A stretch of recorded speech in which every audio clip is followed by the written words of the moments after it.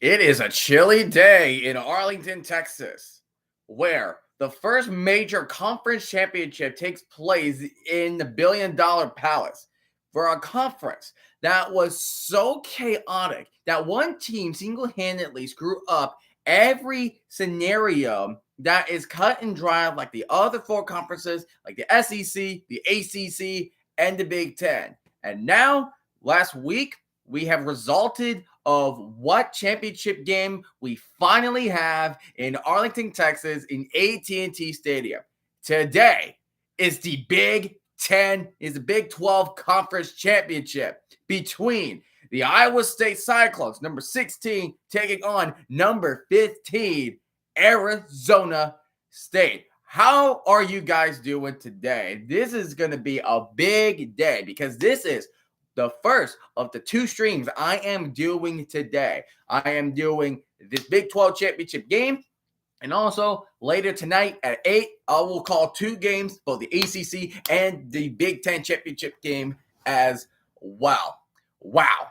We're finally here. We're finally in games that really, really mattered the most. And we're going to begin with the Big 10 championship. Let's talk about Iowa State. Iowa State was a team that has been relatively good throughout. And also, hold on, before we go further in detail to talk about Iowa State for a minute, hold on.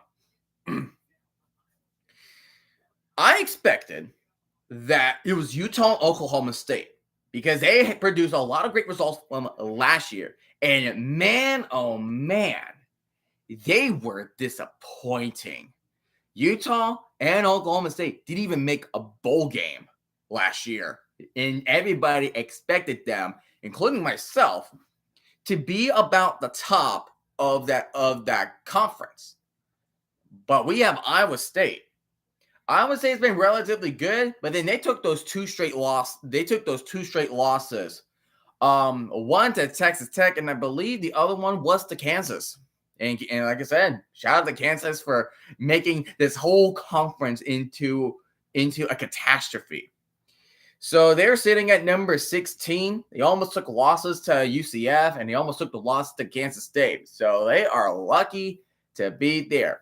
Players like Rocco Beck has been doing well, and Jaden Higgins and Jalen Noel have 1,000-yard receiving games, but can the other receivers are not those two names are going to be able to make these big plays against the Arizona State defense? What's up, Zizou? How are you doing? I am doing well. I am freaking pumped for today.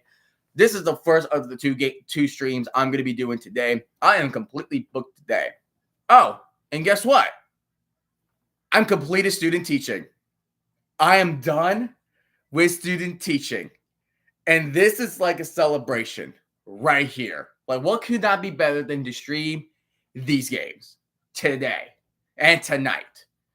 And I already celebrated a good amount with my girlfriend. She is my number one supporter, and she is freaking awesome.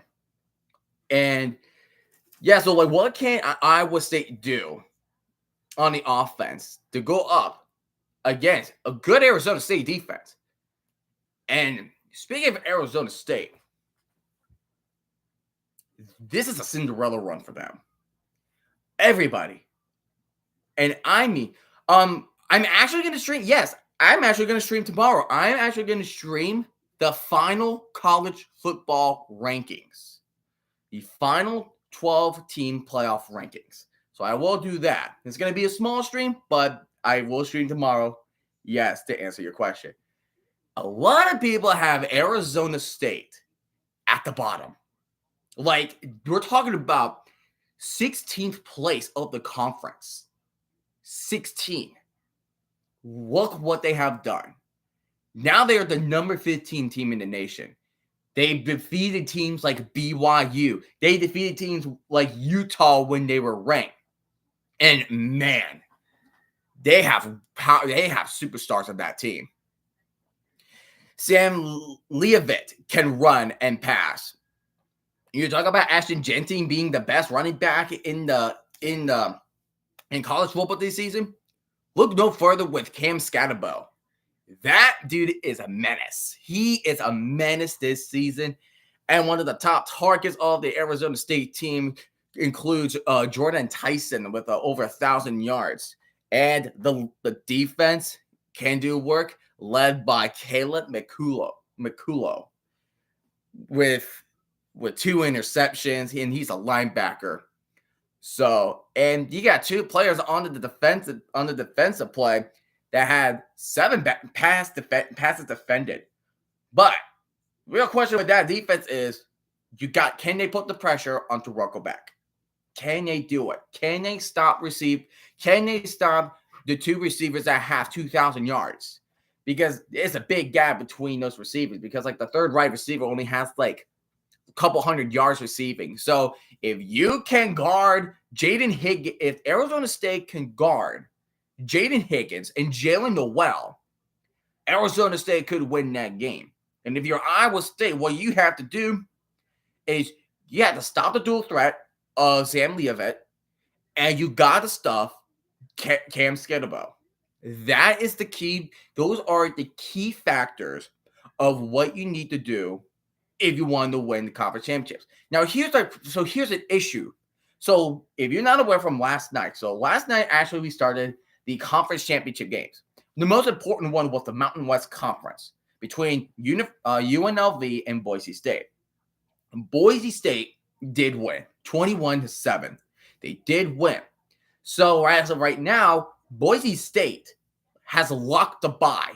So the Big 12 is pretty much going to be the 5th highest ranked champions because of BYU.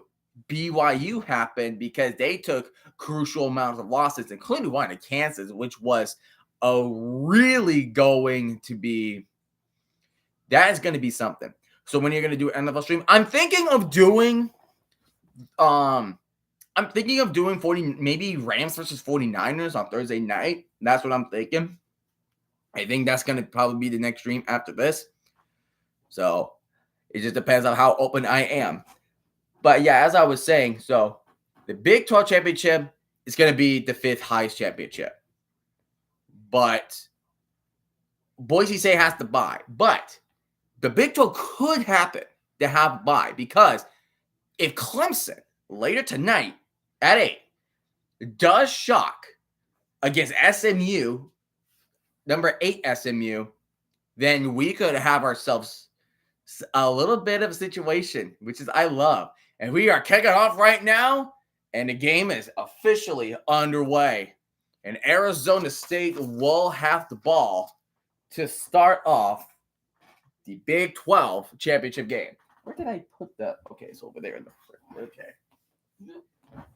So Arizona State will have the ball. So we're going to see the first images of Cam Scatterbo and Sam Leavitt. So it'll be first down at 10 from the 25-yard line. And he's been playing significantly well in his last 5 games. Right now, they are huddling. Rocking with the maroon jerseys and the yellow pants. They're gonna he's gonna hand it off to Cam Scatterbo, and Cam Scatterbo has some room. He makes it to the 35-40, heads to the right sideline to the 50, and he will be out of bounds at the 47-yard line. So already, Arizona State is at Iowa State territory, in Cyclone territory. What a run from Cam Scatterbo. They just set up the blocks. The left tackle, or the left guard, managed to reach to the other side to set him up. And that block was really crucial. Really crucial. And they're going to hand it off to Cam Scatterbo again. Trying to hand to the right side. Not going to get as far as what he wanted to be. It's going to be a gain about 2 or 3 on the play. So this is Iowa State's goal. They have to stop Scatterbo. They got to stop him. Scatterbo is very physical. Do you think the Raiders should draft the right receivers off the upcoming draft? No. I think what you should do is you should draft a quarterback. You got to draft a quarterback. But if second round works best, why not? But you also have Brock Bowers working too. Play action, and then here comes a deep pass on the left side, and what a catch made. What a catch.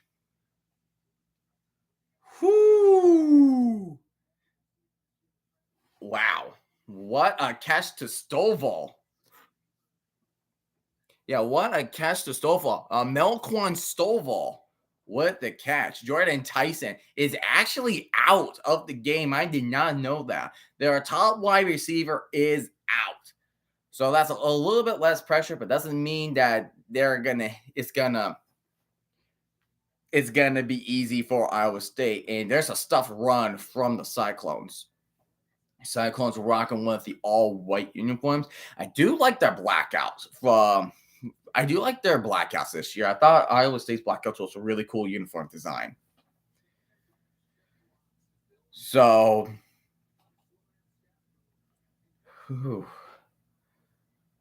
yeah, Arizona State's offense working pretty dang well. Arizona State's this is a good Cinderella story for them. Iowa State is favored by 1 this game. Here's a play action, and he's going to throw with D to the end zone. Tries to reach his hand down, but that will fall incomplete. And that was Xavier Giori, the intended receiver in the end zone. But yeah, he had to throw just a little tad early because that pressure was onto Leavitt. So that is a really good job from that Iowa State defense. So now they have a field goal, or you extend your drive from here. On the 3rd and 10 from the 22, so right outside the red zone.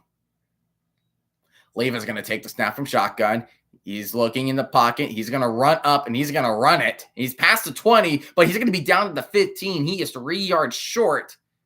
So the real question is, do you want to take a field goal, or do you want to take your threes? And it looks like the field goal unit is coming out. It's coming out onto the field. A press drive set up by a long cam scoutable run. Whew, they have 3 place kickers? Jeepers. Ian Hershey, 7 for 12. Parker Lewis, 1 for 3. Ugh. Oh, no. That's no, not good. 100% not good. Arizona State with a 32-yard attempt, and that field goal is good. So Arizona State strikes first with that TD. Arizona State does strike first with a field goal. And just like for other teams, field goal, nothing great, but nothing too bad.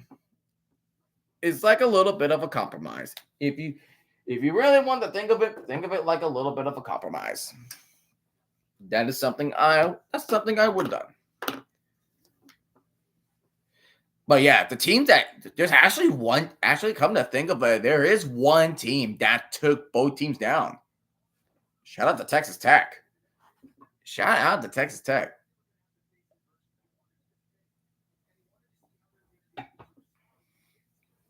AB top 10's appearance. Matt Campbell 10 times and all other coaches 1 time.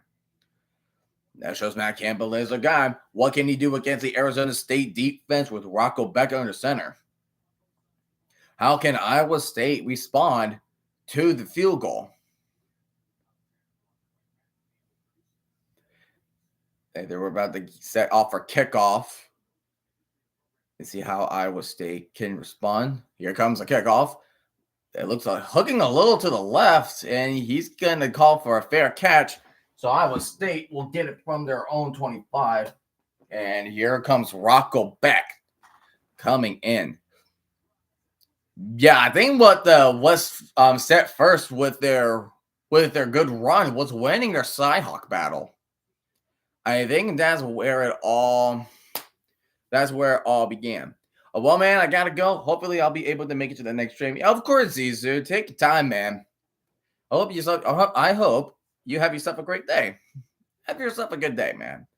And here comes Rocco Beck. They keep thinking Anthony Beck, the head coach of the Battlehawks for some reason. But Rocco Beck under center, and he's going to take the pass. He's going to throw a quick one, but the ball was batted down on the line of scrimmage, and that is going to fall incomplete. The first pass was batted down. Whew. Wow, 7 passes batted down at the line of scrimmage, 7th most in FBS.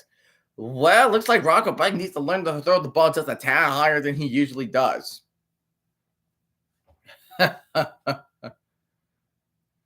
Rocco Beck is gonna hand off the ball, and here comes I think that's a good for 10 yards right there. And that is Abu Samad the third with that 10-yard pickup, and that is a first down for the Cyclones.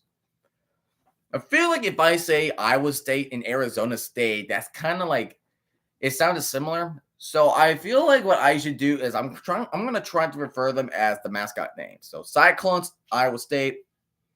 Well, maybe Iowa State or Arizona State. Oh no. Who cares? They have similar color schemes too, which I kind of hate about it too. So here comes first down to 10 from the Cyclones, and Rocco Beck throws it into double coverage for 5 yards. And that is going to be for 2nd and 5.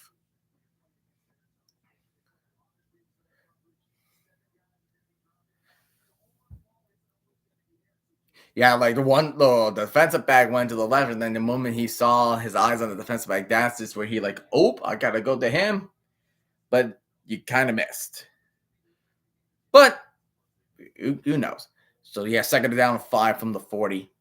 You got a tight end in motion under center in I formation. He's gonna pitch it off, and he's gonna truck the defensive player, but he's gonna get a first down ball. There is a flag the moment before he goes down. So it's gonna be interesting of what that penalty is going to be. It's not the line of scrimmage. This. Ooh. Wow, on top of a first down run, personal foul face mask on Arizona State. That's not what you needed.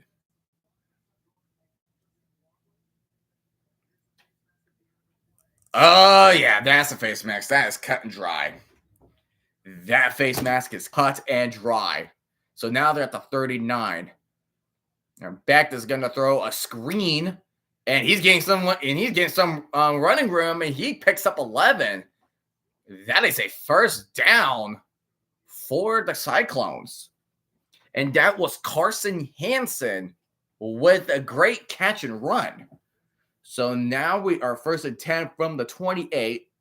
Empty backfield, 4 receivers all bunched up. Oh, one of the defensive backs was close to bat that down. But Carson Hansen is the one who counted again and gets some decent amount of yardage.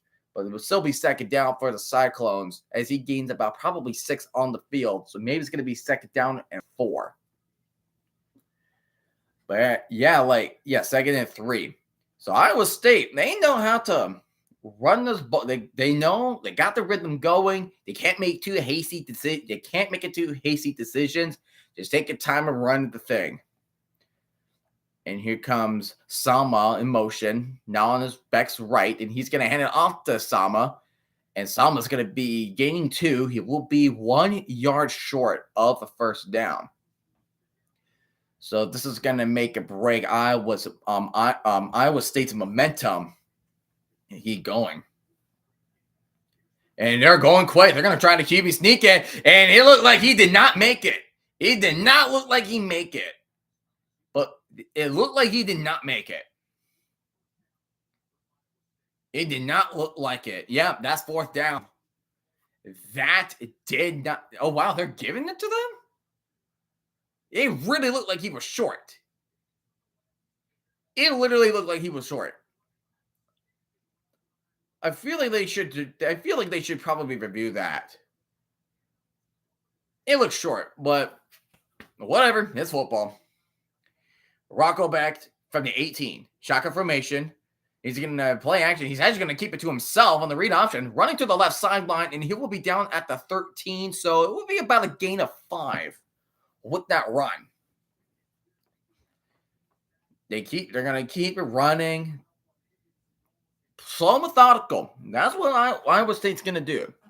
Kind of play slow and methodical. And on defense, they got to stop Cam Scatterbo. They had to stop that receiver. And one of the officials is in front as they allow the substitutions to come in. And it looks like on the top, we got one-on-one coverage. So he may throw that to him. No, he's going to throw it to his tight end. He does get the first down. He will be tackled at the 6. And that is from Gabe Burkle with that catch. And it set up 1st and goal for Iowa State, the Cyclones.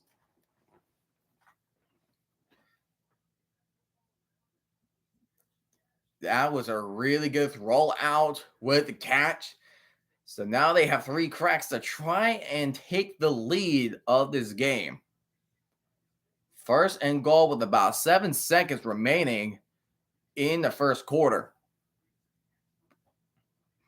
Single back formation. He's going to hand it off to Carson Hansen. And Carson Hansen's going to get about 3 on the play.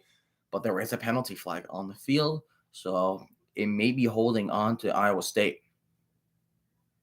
Then that tackle was made by Keyshawn Elliott.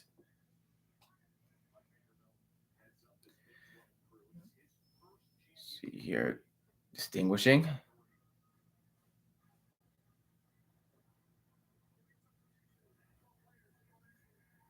Oh, another crucial penalty. Illegal substitution onto the Sun Devils. 1, 2, 3, 4, 5, 6, 7, 8, 9, 10, 11, 12. Yeah. That's too many players. Too many players, Arizona State. That is too many players. Supposed to be 11. Come on, man. You know better than that. So now they're at half the distance, so on the 3. And he's going to throw it to Carson Hansen, and he catches in the end zone with a touchdown, and they will take the lead over the Sun Devils. They will strike first with a touch. They will the first touchdown of the game so far. I feel like we could go for 30 points maybe, but who knows? This is college football. This is where madness happens. This is where the madness happens.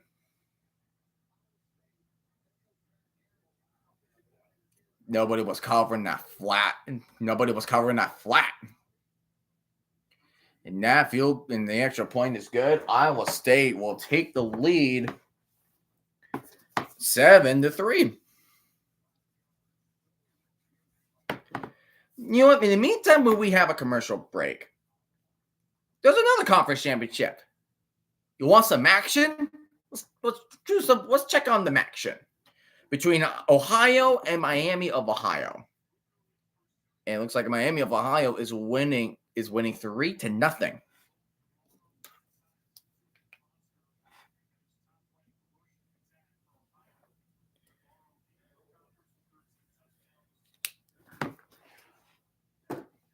But yeah, Iowa State did not do anything too fancy. But they managed to be so methodical.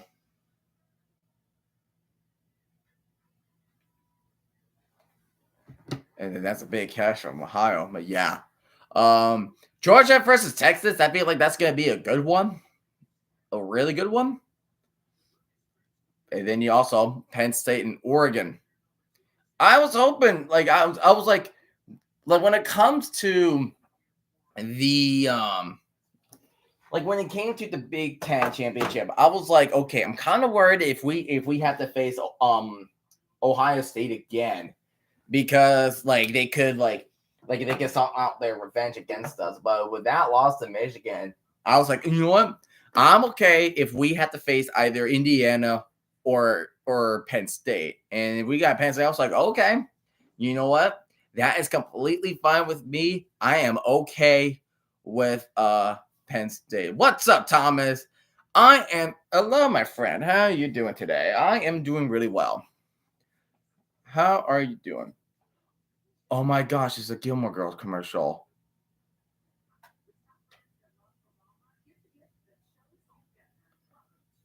Oh my gosh, there's a Gilmore Girls commercial. For Walmart. Wow.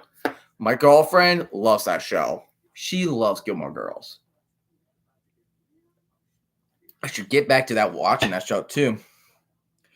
Because it's like if we watch that show, like it has to be me and her watching together because she loves watching it. But yeah, so far, yeah, Thomas, you just joined in. So Arizona State had the ball first. Cam Scatterbo had a big run that set up for an Arizona State field goal. And Iowa State slowly but surely marched their way down the field, and they just scored a touchdown. Now what are you gonna do with no more student teaching? Well, I gotta figure out how am I gonna get teaching licensure. And then I'm gonna try, and then for the time being, I'm gonna work as a teacher aide. That's what I'm gonna do first, and then grad school. That's mainly what I'm gonna do from this point on. That's what I'm gonna do. There's no concrete plan. It's all about what can you do right now. Like worry about now. Don't worry about the future. Worry about now. I'm special ed. I'm special education. I have to work with all kinds of subjects because I have to work with because special education is I have to work with students that need to have their needs meet. Like they have to have their unique needs met. That is what special education is. So, like, say if a student if they can't read, like in grade level, like say high school, for example, then they can have an accommodation of having the stuff read aloud to them, whatever it's electronically, or just another teacher reading it aloud to them. So that's the whole point of student teacher. We're trying to help out students that then need help meet their unique needs. So Arizona State has got the ball on the 25.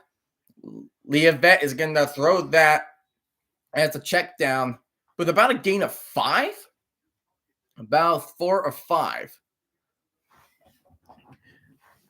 And that is the tight end, Shimon Mateer.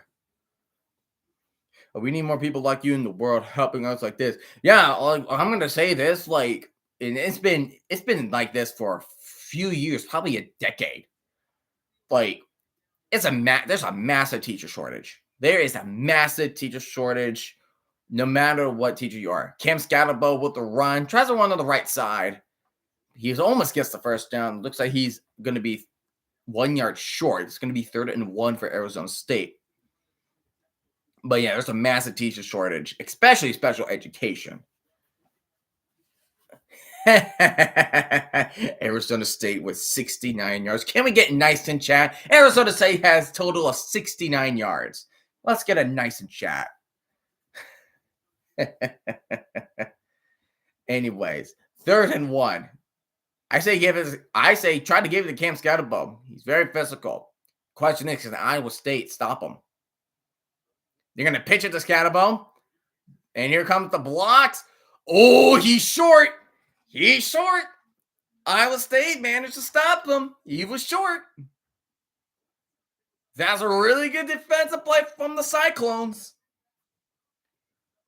Like, it was a good idea. Like, the pitch, like, then they just met up to him at the first down line marker, which is a really good play. They are not. They are mad. They're mad. They're going for it. They're going for it on their own 35. They are mad. They are mad.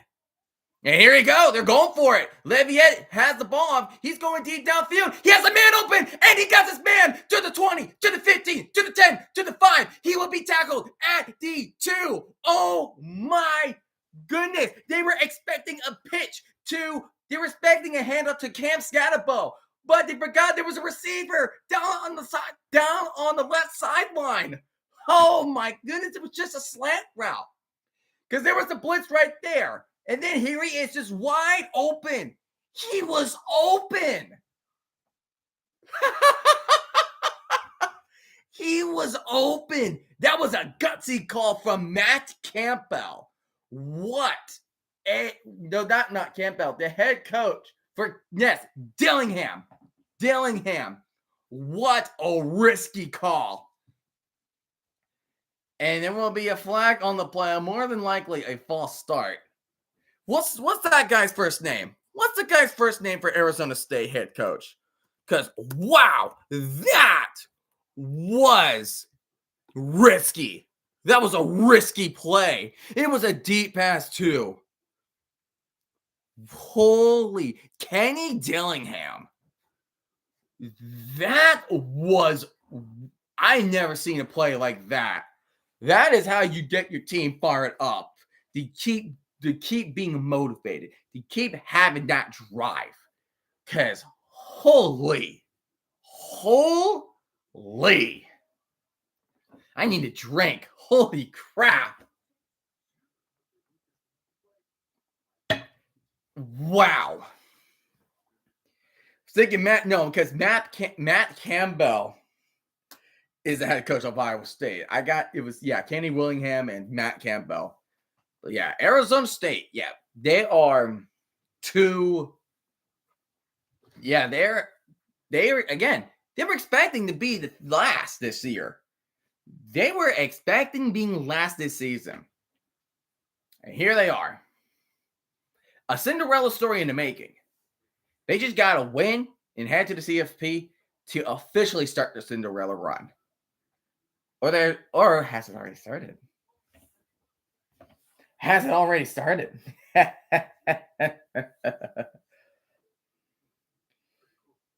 Because good grief.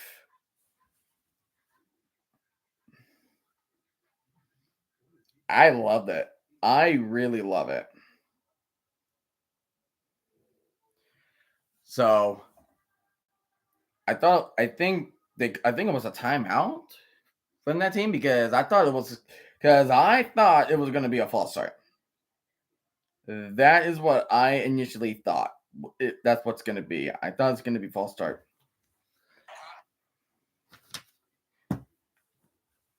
I saw the message. Yes, Thomas, I saw the message. He can finally win. That is a miracle. That is a miracle that he can win Fall Guys. Gosh, I remember he was in the stream with me and he's trying to get a victory, and then I had to keep the freaking I had the bottom line scrolling about how many times will he have to take to win. That was pretty great on my book.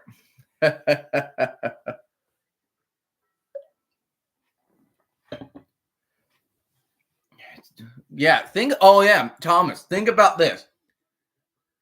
There are 4 major conferences, and all 4 of them have all teams that are in the conference championship in their first year. Arizona State, the Big 12, Oregon in the Big 10, SMU in the ACC, and Texas in the SEC. That is amazing. Oregon has a 46% chance to win the conference. Wow. So people are favoring Penn State over Oregon. That is wow. Wow. Okay.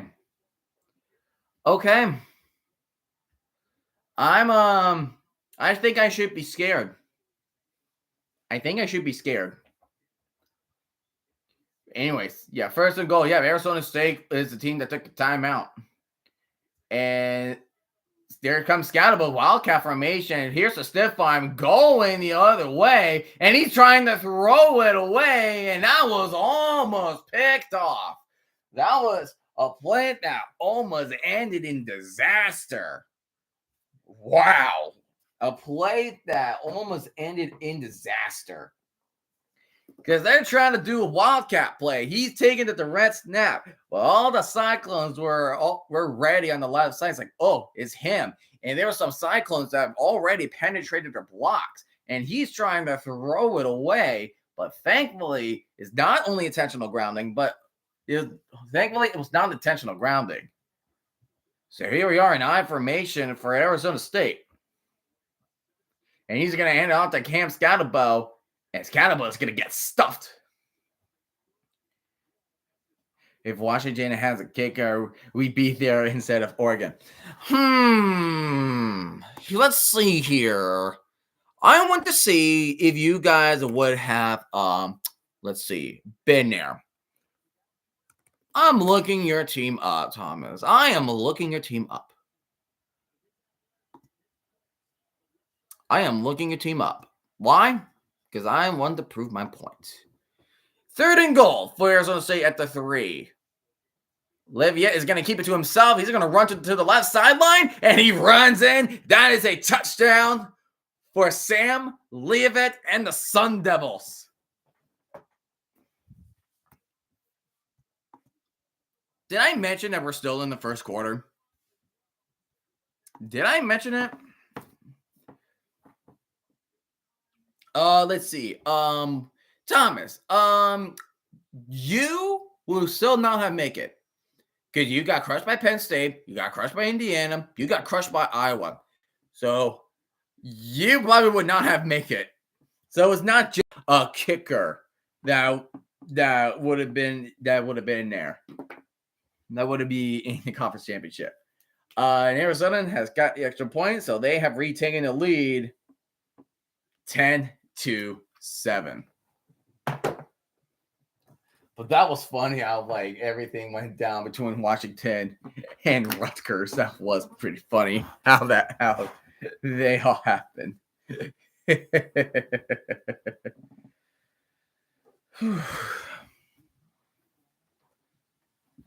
So, Oregon, like, it's like I'm happy we're against Penn State. Like, I'm happy Oregon's against Penn State. It's just a big problem. Okay, if I had a punter, I'd be in the playoffs. No.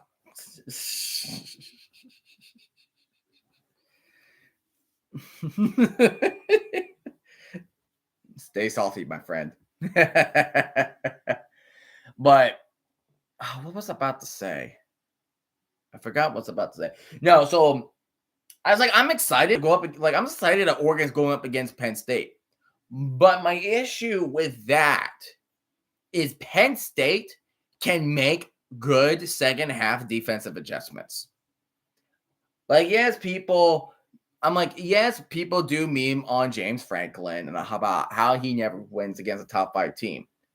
However, with all the other games that he was playing, like, he knows how to make a defense. He knows how to make or break a defense.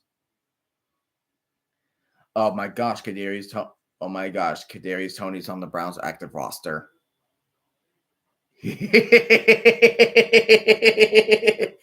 Kadarius Toney is officially on the Browns active roster. Oh my gosh.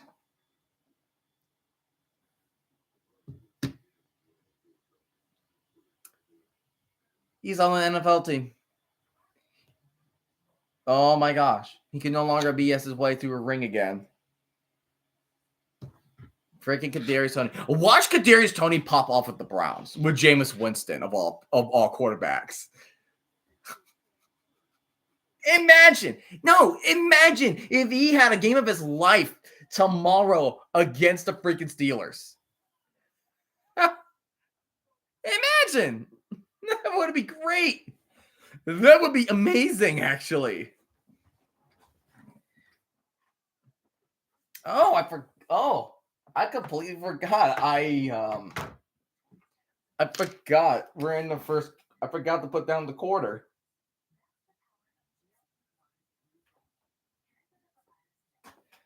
I am dumb. I'm a dumb. I'm a big dumb. What in the actual heck am I even doing? What am I even doing? Anyways. Man, these commercials are long. Oh my gosh. How long are these commercials going to be? It's like these commercials last for like 5 minutes. Like, what in the heck, man? I will say this. I'm not going to stream Georgia and Texas. I'm not. But I will stream both the ACC championship and the Big Ten championship game tonight. I will do that. But anyways, so now Arizona State will kick it off, and then he's going to call for a fair catch again. So that means that Iowa State will start on their own 25. I forgot that Kansas had been playing at Kansas City in the Chiefs Stadium. It's mainly because like their stadium is renovating. Like Northwestern, and I think Northwestern and Kansas are the teams that are having their stadiums currently renovating. I want to see, and like you, and then Vanderbilt has been doing construction under stadium for a good amount of time as well. Rocco back, dropping back. He's going to throw it to left side, and he finds his man. He's going to get a gain about 19, and that is Jaden Higgins, one of the top receivers on that team. Him and Jalen Noel both have 1,000 yards on that team, so there's just one of his top two targets. Just a corner route. Rocco back. He's scrambling to his right. He's still rolling to his right. And he's going to try to throw near the receiver, but he will go out of bounds. So we'll be second down at 10. And we're about to have 2 minutes and 14 seconds left until the first quarter ends. 12 personnel on 42% of the plays. 1 running back, 2 tight ends, and 2 wide receivers. Only the Browns will trade a wide receiver 1 in Amari Cooper, replace him with Tony. You're not wrong. Now, I think the Jets can one-up the Browns for that. Here's a play action. And Rocco Bett's going to throw left sideline, and he finds an open man. And I believe, that is Jalen Noel with the catch. That is another first down. Again, like Iowa State, they're not being too flashy. They have a rhythm going on that offense. If they're being perfect and not turning over the ball, that would be nice. 15.1 yards per reception for Jalen Noel. So Arizona State really got to cover these receivers in the secondary. The official letting the substitutes happen. Jalen Noel will be in motion. Rockebeck's going to do a play action, strike the middle, and fights Jaden Higgins. And he's going to be down at the 25-yard line with yet another first down for the Cyclones. They know that defense is ferocious. The front seven is in motion. So those quick passes are being beneficial for Rocco Beck. He's going to hand it off to Carson Hansen. And Carson Hansen is only going to get about 5 yards.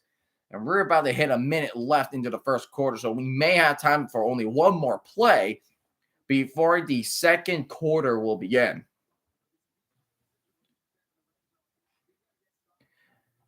So it's back and forth offenses. So whoever makes a bigger plays on that defense, that is going to be the victor of this game.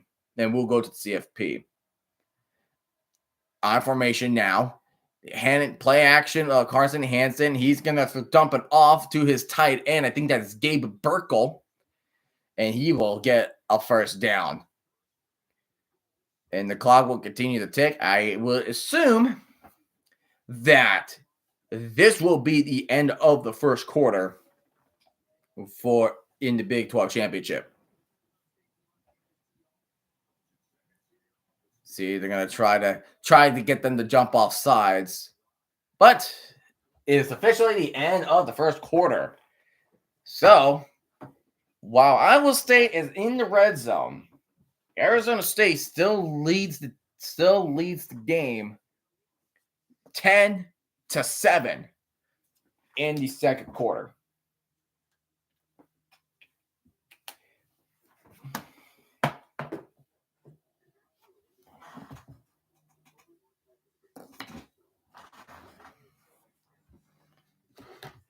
Oh, my dad just sent me and my brother like a TikTok. What happened here?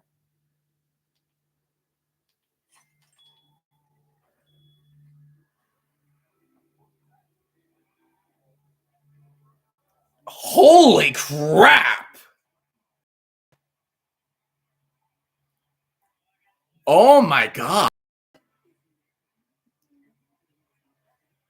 He got out.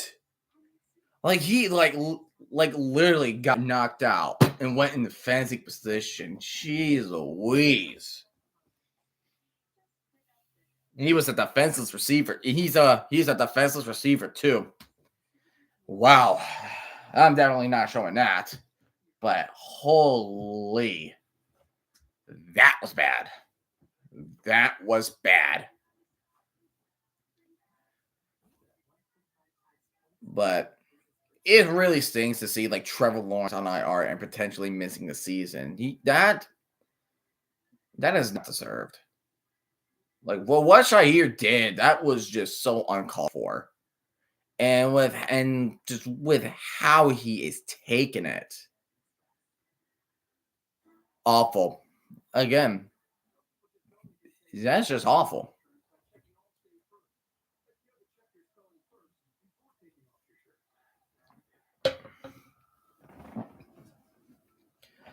But yeah. Yeah, I feel like by this week, they're saying like so I hear like people saying like the Panthers could be eliminated from playoff contention this week. I thought like the Jets and the I thought like the Jets, because like everybody has 8 wins, like 7 wins in the like 8 wins in 7 wins in the wild card spots, and the Jets only have 9 losses. So, and of course, like the Broncos have tiebreaker over the Jets because week 4 happened.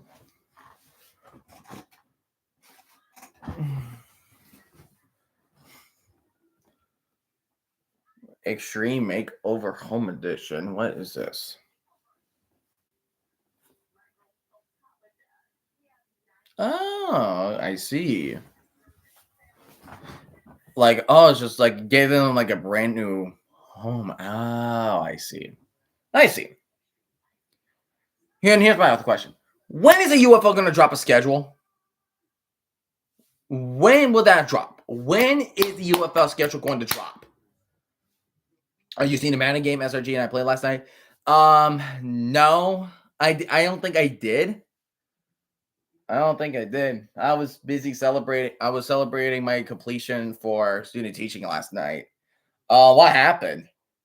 Would you mind telling me what happened? I really got to get PlayStation Plus because I can't. Because again, like I can't play. I can't play Madden or I can't play college football against you and SRG. Check the Discord group chat. I posted the results. Oh, brother. Let me check these results then.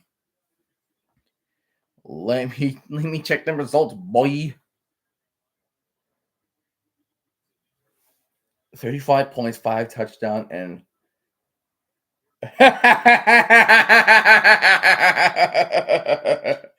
yeah, that's pretty much a Zach Taylor performance.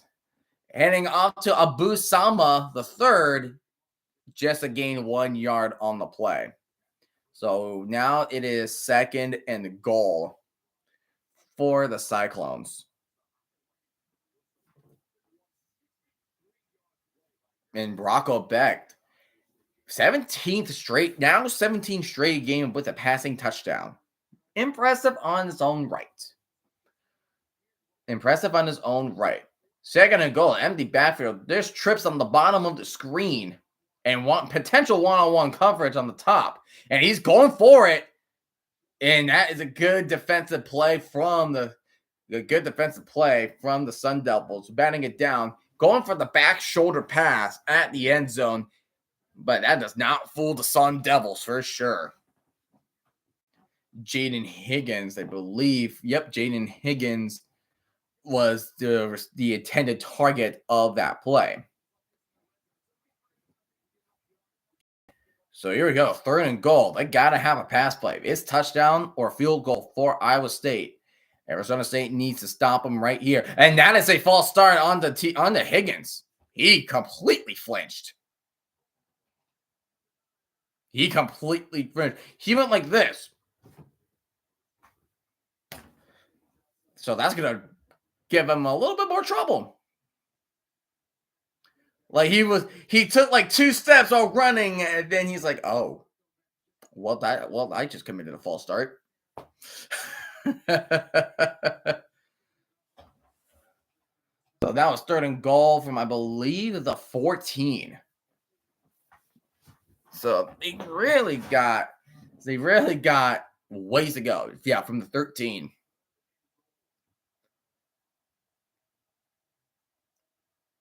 Play act, and he's gonna dump it off to Chad Carson. It would have been better if he dropped that, because that is 5 yards he dropped, and that is Caleb McCullough with the tackle. We have an injured Sun Devil down on the field, and that is Prince Dorba down on the field. But they pretty much went from the 9 all the way to the 18. And I'm going to take a short break. In the meantime, let's go check on the MAC conference. Let's take a look at the MAC conference.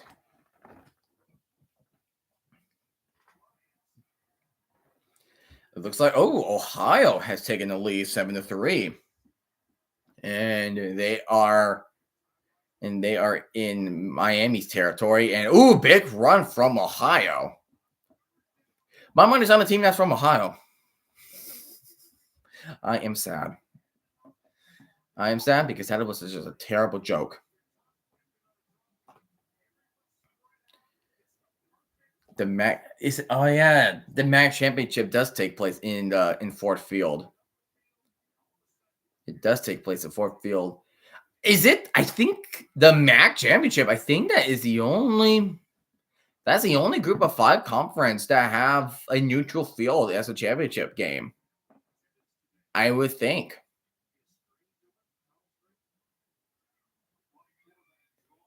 I would think so.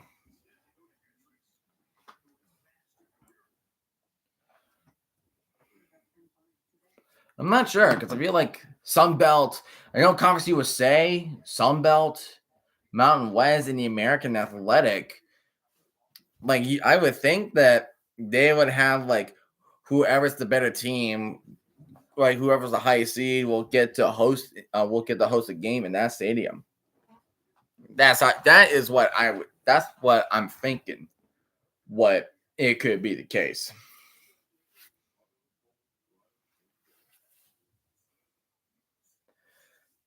But yeah, Iowa State would have been beneficial for Iowa State. It would have been beneficial for Iowa State to get a touchdown here, because I would think it would be flipping the leagues, because you're flipping leagues back and forth. You don't really have like a definite answer of how you're going to stop each other's offense. So the bigger question is, who's going to make the big play? Who's going to make? I think it comes down to defense. Like, while their offense is going to march down the field almost every time, it comes down who's going to have the better defense. Who can perform better run stuffs? Who's going to benefit from getting sacks? Who's going to benefit from making great secondary plays? What is it going to come down to this game? Because potentially, if the game could be like this, it's going to come down to the final drive, or heck, we might get overtime. That could be what it all can come down to.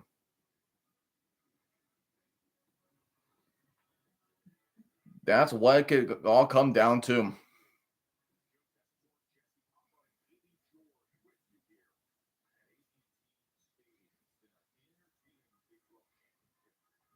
And it looks like we're going to have the field goal unit out for Iowa State. It's literally 4th and goal. They're 18. So there's going to be a 36-yard field goal for the Cyclones. Like, you got to tie this game. Like, you got to play catch up with, like, you got to keep closer. I'm a Bengals fan. What's the defense? Yeah. The Jets asking that too, because Jets don't have a defense anymore this year. Like, our defense sucked. Offense sucked. Special teams sucked. Except when it comes to the Seahawks for some damn reason. For some reason. The 36-yard field goal is good. So we are tied with 10 apiece. So it's not good, but not great. It's like a little compromise. But yeah, so Arizona has that final spot. But pretty much the winner will play against Penn State. This freaking college football playoff show is going to be something. We're going to get happy fans, and we're going to get some salty fans. So get your fries and get your popcorn out. Shake some salt. We're going to expect some salty fans already, baby. Let's freaking go. Let's freaking go.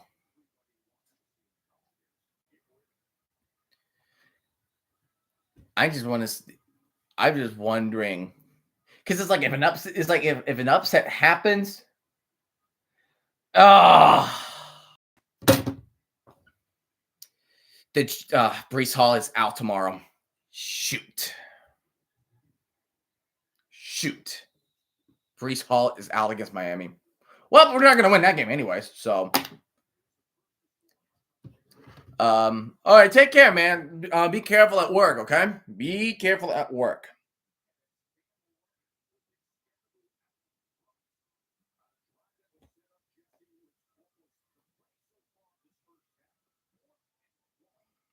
Yeah, look, Breece Hall within. Why?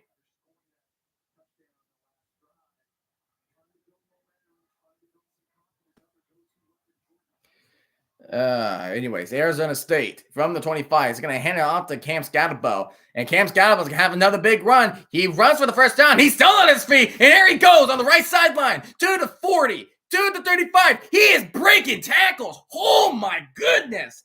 Down at the 26, he just had another big run. This guy, this freaking running back, it's amazing.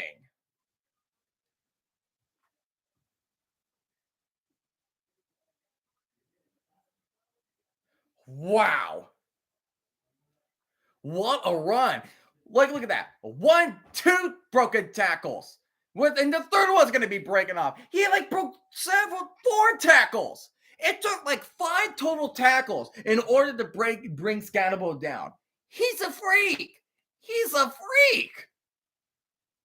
And here's the other running back, which only gets 2. But yeah, Scatterbo deserves a break.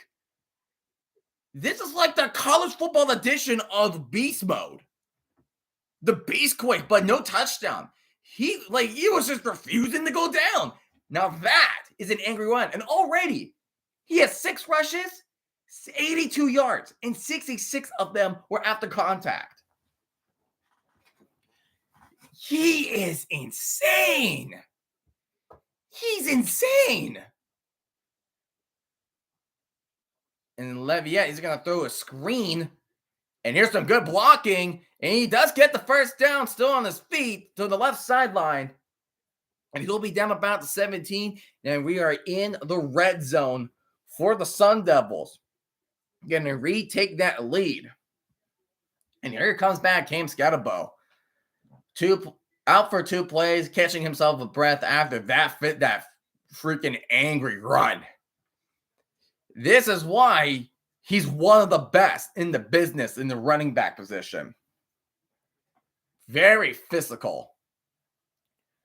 First down to 10 from the 17. He's going to hand this off the play action. And Leviette's going to roll to his right. He's looking. He's scrambling.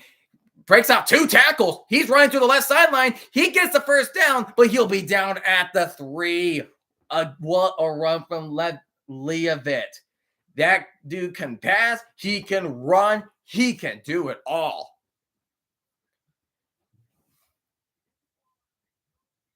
And then, here's Cam Scatterbo. He was running, but he saw another running back, and then He saw a sliver of green in front of him with a lane to run. So that is a huge momentum for the Sun Devils. First and goal from the 3. Leave it. Handing off to Scatterbo. And Scatterbo runs in. That's touchdown for the Sun Devils. That is another drive where a score was set up from a long Cam Scatterbo play. He's a menace. You give him the MVP trophy for the championship game, right now. Right now. Because already Iowa State's refusing to stop him because he just committed 2 big plays. 2 big plays. And the extra point is good. There's a fan wearing a shirt that says, Cam Scatterbo saved my life. But yeah, just a heavy run. Just a big run from Cam Scatterbo.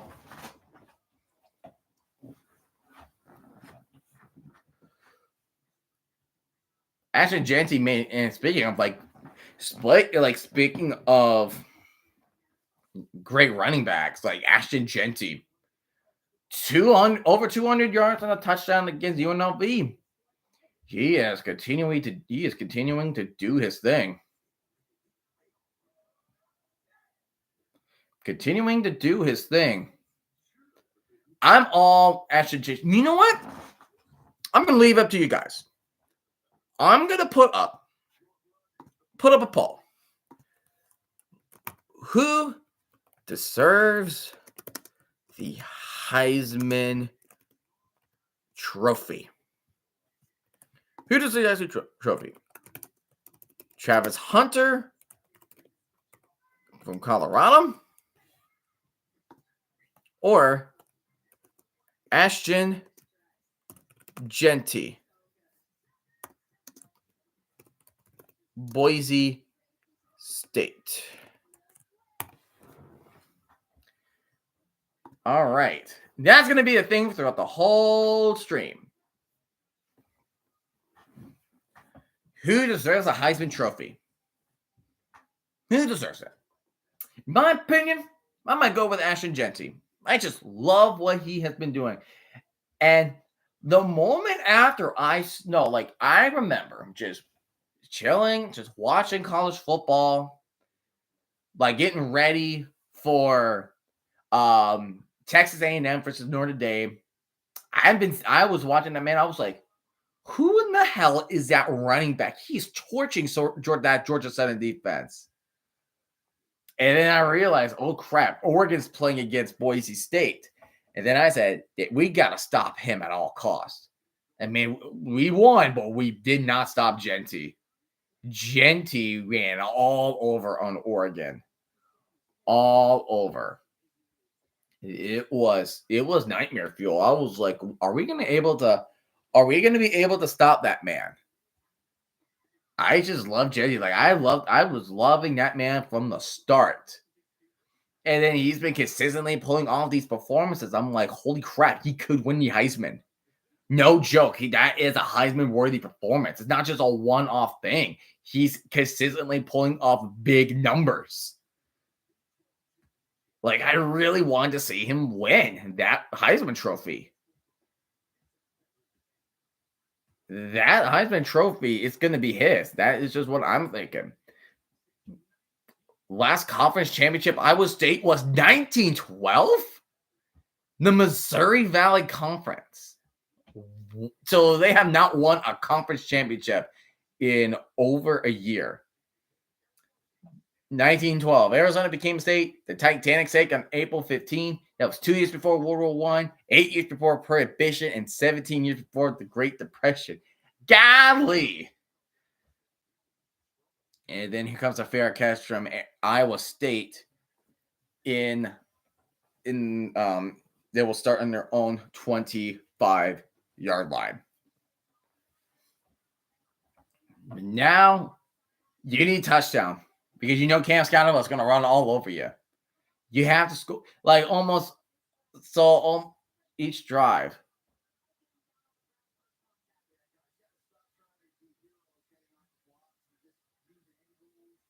Even he was like, my Heisman Trophy winner.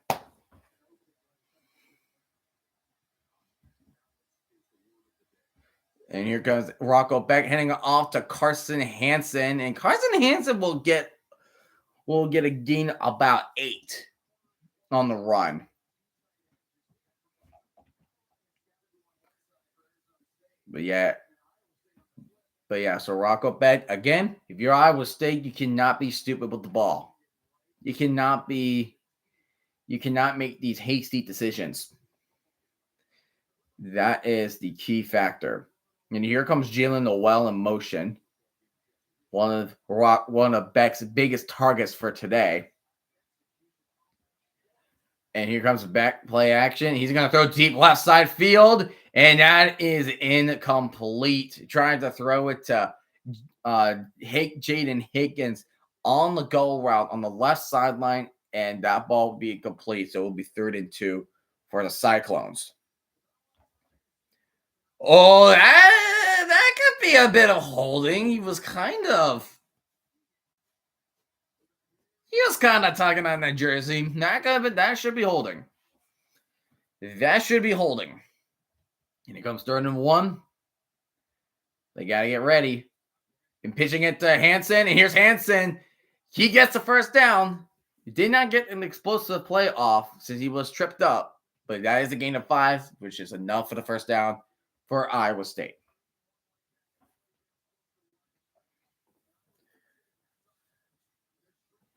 Again, not big plays, but you got to be methodical.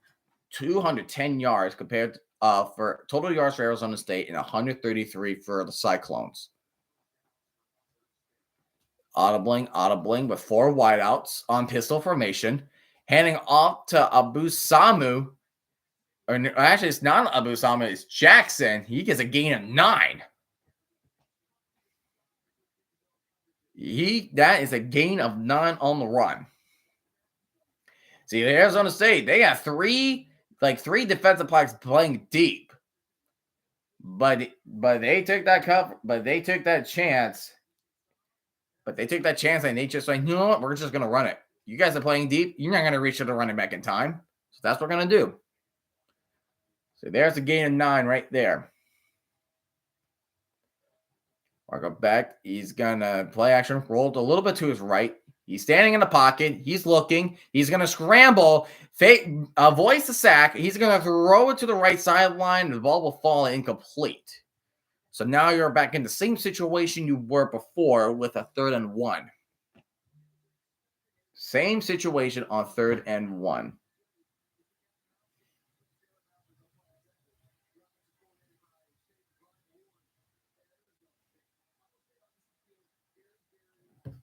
So here comes 3rd and 1.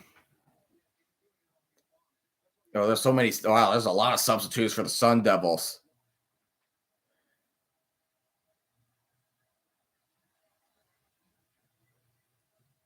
Motion, he's going to QB sneak it, and he does get it. Beck does get it at the 50. That's enough for the first down.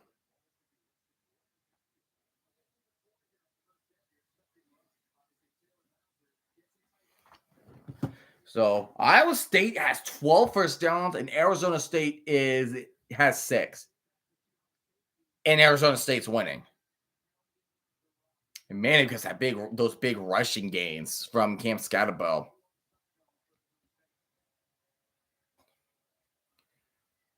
Ooh. He was ready. They're ready. Well, zone coverage looks like, and they're going to hand it off to Abu Sama, and he will gain about 2 or 3. 2 or 3 on the play. Say about 2 or 3.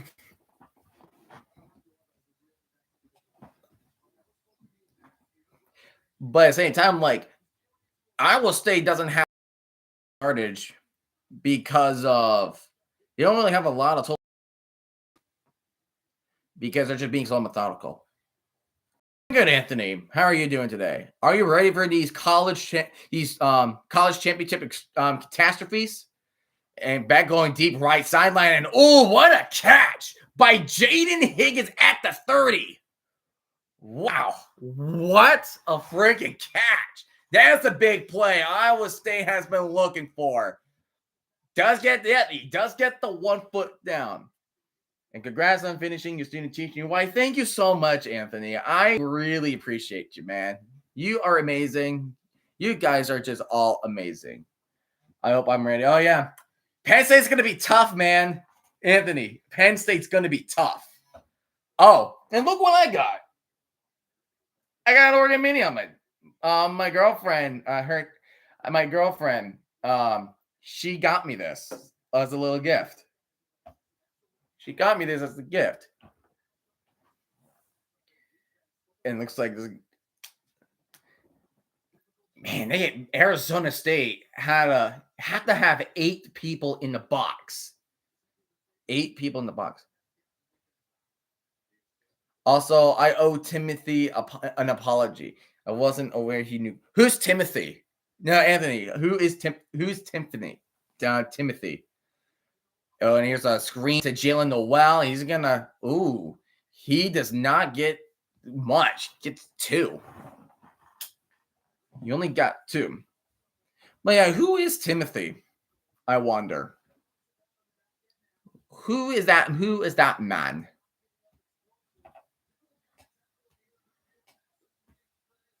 Who is that man? Yeah, here's another 3rd down situation for Iowa State. 3rd and 8. And here comes Carson Hansen from the sideline with 3 wideouts on the right.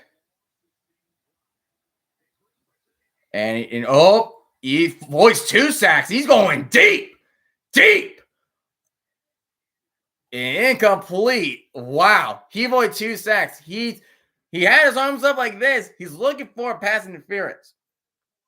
Oh, the guy who played it's the guy who played Willy Wonka in the Wonka movie. And he was in Dune. That's right. Wait, who did he pick? Wait, who did Timothy Chalamet pick? Who did he pick for the conference championships? Who did he pick? Surprise me. I feel like you could go anywhere between but here's some exceptions. You could go anywhere with Texas and Georgia, and you could go anywhere with Penn State and Oregon. He was spinning off MAC stats. MAC? From Iowa and Miami of Ohio? And holy crap, that kick was way held to the left for Iowa State. Golly. That is why I was saying multiple kickers, because apparently their kickers cannot kick for crap.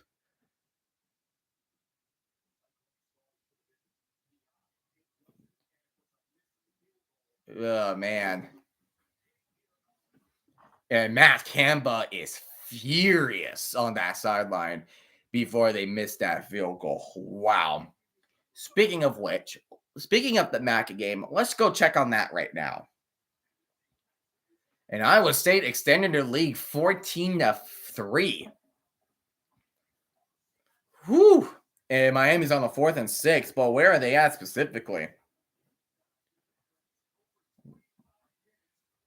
Where are they at specifically? Oh, yeah, they're punting. Yeah, they're punting. That's a low snap, though. It's a fair catch at the 24. It's Anthony, you know what's weird? Of all the Group of 5 conferences, the MAC is the only one that has a neutral field. Isn't that weird? Because Mountain West was at Boise State. I feel like Conference USA was at Jacksonville State. And American Athletic was at Tulane. No, it's at Army. And the Sun Belt's going to be at Louisiana. It's weird. It's so weird how the MAC conference managed to get a neutral site field. While the Ohio quarterback is going to keep it to himself, but he just does not go anywhere. I view it as mech supremacy. You're funny. Yeah, nothing can beat the Maction. Nobody can beat the Maction on Tuesdays and Wednesdays. No, nothing could beat that. And well, I mean, can you beat Kent State going 0-12 for the season? Probably not. Probably not. Oh, ow. I just hurt myself with the hat. How did I hurt myself with a hat? Uncalled for. That is uncalled for.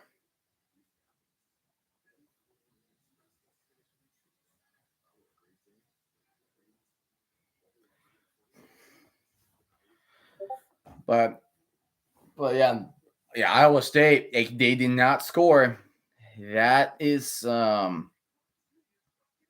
a good sign for the Cyclones, because if you can't stop Cam Scatterbo from making big plays on the run, what are you going to do? And they're showing that play that they're saying pass interference, and Matt Campbell was going berserk on the sideline. Here's a play action, and Leavet's going deep. And what a catch! Oh my goodness!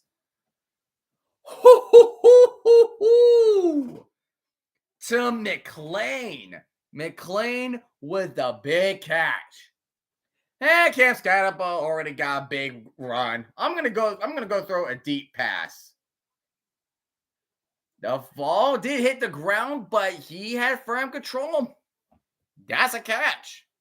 But they will have to review it. And I saw the play on the top right. He's like, dang it! I was hoping they were not going to review that. Dang it!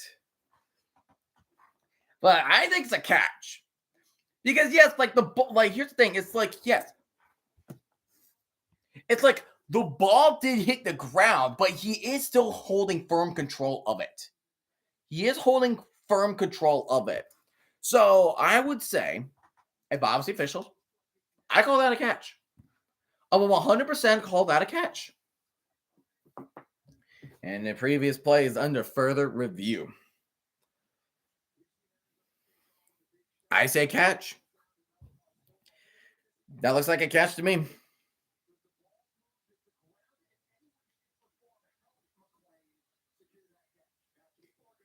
People are really not like, man, these people are really doing bots. There's so many bots. Like, it's like, for NFL, like, here's the thing. It's like with the NFL, I just wish there's more like sports content creator, like actually giving an authentic reaction to college football. But no, it's just nothing but bots. And you don't do that with the NFL. Like, I feel like those bots should ban people. They should ban these bots for showing like actual live games, because you're intentionally breaking copyright law.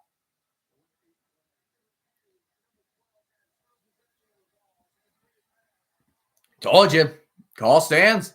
He had firm control. He was squeezing it so hard. That is a catch indeed.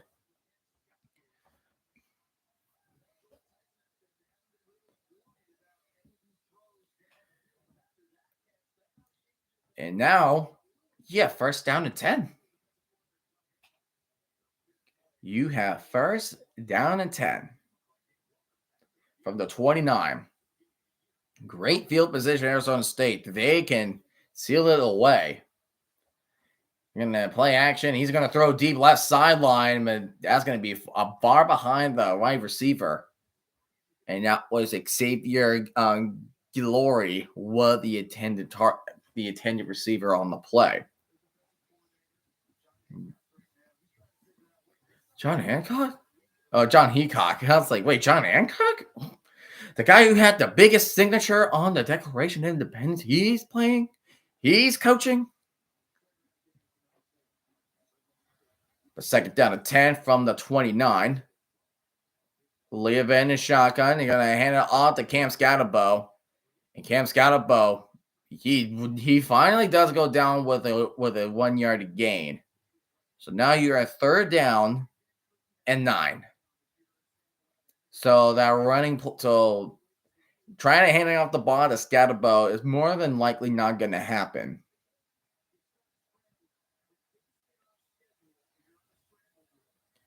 More than likely not going to happen. So you just got to pass. We have less than 4 minutes until halftime. Right receiver in motion. Play action. Leah Van, and he is going to get sacked. The first sack of the day, and it belongs to Iowa State. And I believe with that sack, that could actually drive Arizona State out of field goal range. That is the big defensive player we were talking about. Coming from the right side, and he just beats him, forcing Leavet to move up when he was met with meeting up with other players. But great sack that is a great sack from Orange on Iowa State. So now you have 4th and 18. That was a beautiful defensive play.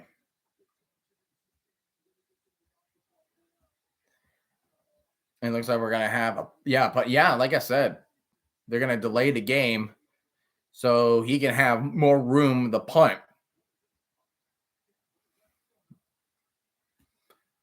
But that's the big defensive play. It's like that's the first actual big, good defensive play we were talking about. That sack did drive Arizona State out of field goal range. And yes, and also this is the first punt of the day too. So give it a little punch. Don't kick it too hard. Just try to pin them deep. That is what you need to do. The ball, he's going to fair catch it. He's going to get it at the 9. It's deep, but it's not deep. But like the position is not too deep.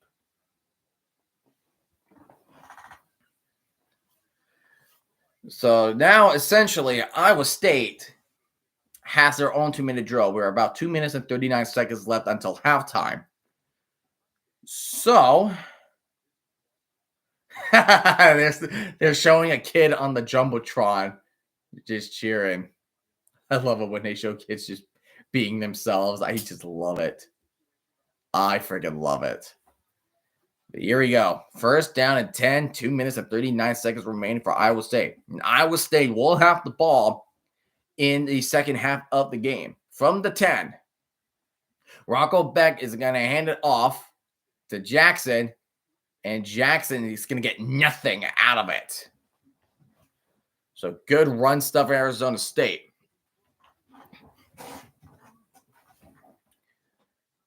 So this is where, okay, do we call timeouts? Do we not call timeouts? So the clock is going to keep continuing rolling. I mean, Arizona State, I feel like let the clock rolling for a bit until it hits 2-minute warning. And by the time we get it done, and we got to call the rest of our timeouts. And they're going to get the play off a 2-minute warning. Oh, there you go. And he will be bounced out. Gabe Burkle with a 4-yard gain to the 14. But we have officially hit 2-minute warning. So Iowa State has one more down to convert a first down. Because if you're Iowa State right now, you have to make sure Arizona State does not get the ball back. You can't get the back. Because again, we've been seeing this. Like most of these plays we've been seeing is, what's up, Zizu? You're back. Good to see you back, buddy. But yeah, because Iowa State and Arizona State, most of the time, like they've been going deep down the field. But now the previous attempts we saw, Iowa State missed a wide left 46-yard field goal. And also you saw Arizona State getting sacked Yeah, getting sacked, and to the point they got out of field goal range. Yep, Arizona State's winning, but it's a close one. It is a close game. I am expecting it to be a close game. Ooh, Inside Out got their Disney Plus show. Nice. I'm a fan of Inside Out. It's one of my. I think it might be my favorite like DreamWorks film. I really love Inside Out. Who do I think is gonna win? Man, I live for chaos. I live for chaos. So I have no idea who is gonna win that game. Like you can make a statement. You can make a statement with anybody. But if I am being honest, I would like to see Arizona State winning. Because a lot of people have them last in the conference rankings when they were predicting the season. A lot. And who do you think the Jets should draft? I have no idea. I have no idea who I think is gonna the Jets gonna pick because they need a lot of people. We need safeties. We need every. Can we draft everybody? Is that a thing for the Jets? Is that an option? Is there an option that we could just draft everybody? Please let that be an option. Oh, and guess what? And Brees Hall is out tomorrow against the Dolphins.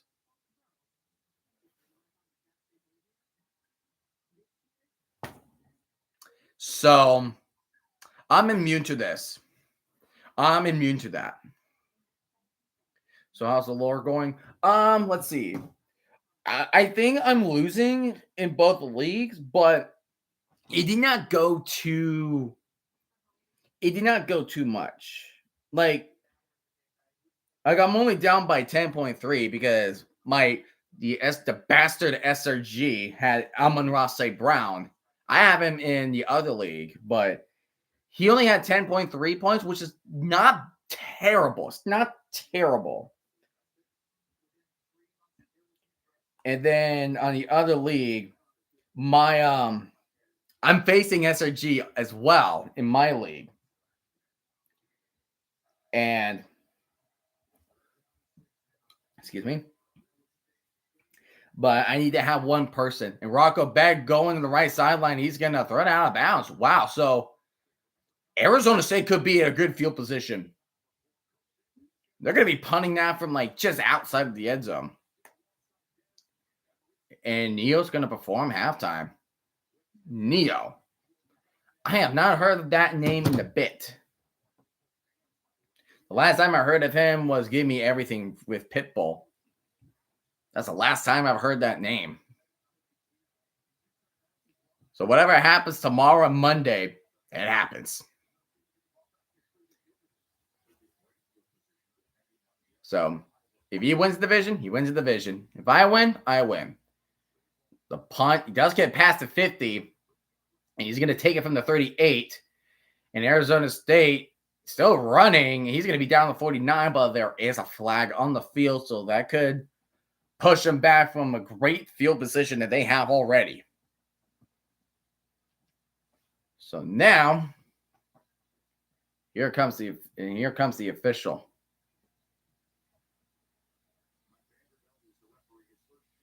Is there a lot of players getting drafted for Oregon? Oh, yeah, block in the back. From Oregon. I haven't like the only people like players like they're like when it comes to quarterbacks, like you know the quarterbacks from the quarterbacks on the list. The other like the non-quarterback I've been hearing that's gonna get drafted is wide receiver from Missouri named Luther Burden III. Luther Burden. He's gonna be a burden. I feel like once like the mock drafts come out, I feel like we may have an idea of who Oregon players getting drafted. We may have. Maybe tight end Terrence Ferguson. Like he broke Oregon records. Tez Johnson. Maybe Tez Johnson. I think he's a senior this year. he's a speedy person. He was out for a while because he had a injury that sidelined him for several weeks.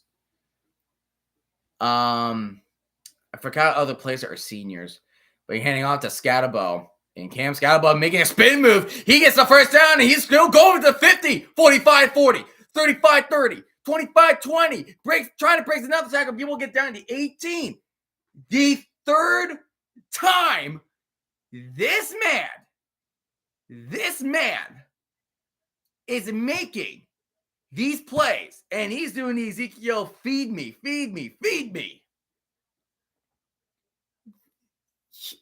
This guy is literally beast mode on college football. He's literally beastquake. That's just ridiculous. Like, you talk about Ashton Jenkins' performance, and then you look at this man, Cam freaking Scatabo. He can run. Now there's a minute left. There's no need to take a timeout because he had the run.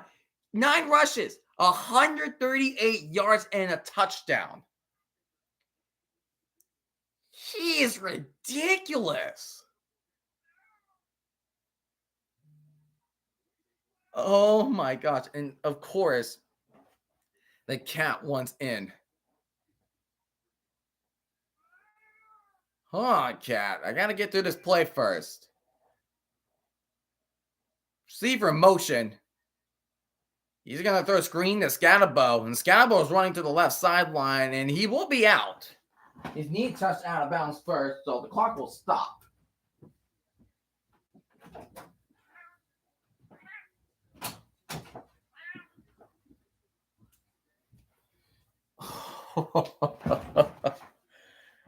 Cam freaking Scatabo. He's a menace.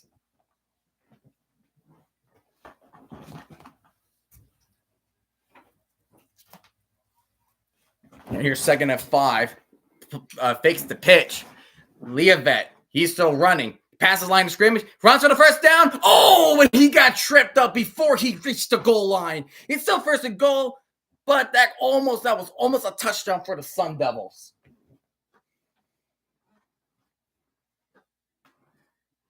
That was still almost a 1st down. Oh, the touchdown. So close. It was a good run. He was just so close. So close. He was so close that he could almost taste it. So now you're at 1st and goal from the 2.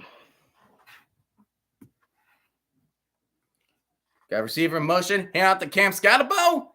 And he bulldozes in for a touchdown. His 2nd of the day. Oh my gosh. Freak. He's a freak. Cam Scatabo is a certified freak. Certified freak. He's a certified freak.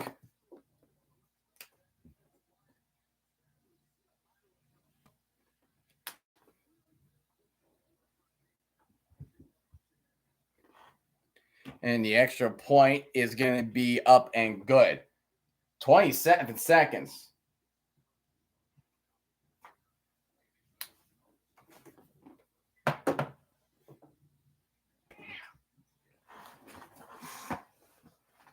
Are you like stuck? Why are you behind me? He's getting behind me for some reason.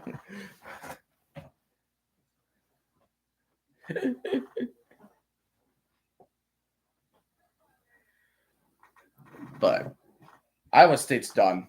Not done, but it's a problem. Like, they keep allowing Cam Scatabo to make these plays. That is what he's keep on doing. You're allowing him to make these plays.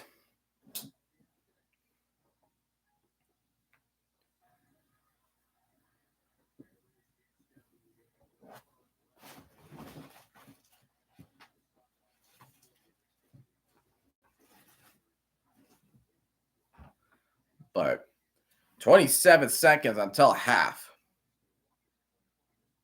Yeah, poor Iowa State. They just cannot stop this man.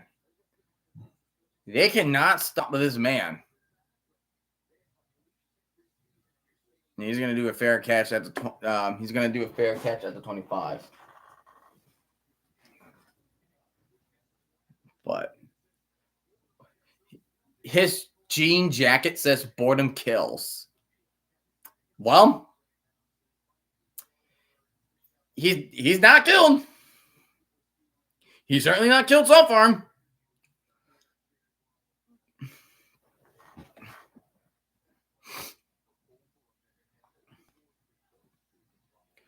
And there's Cam Scatterbo's parent. Man, they got to get big yardage. They have 3 timeouts. They can work with something. Backed, goes up. He does throw it for a gain of 8. And he's saying the ball came out, but I think they already ruled it down. So, and looks like Iowa State. There's the timeout. I think that's going to be on Iowa State. Well, they probably got to reset the game clock because it was a potential delay of game.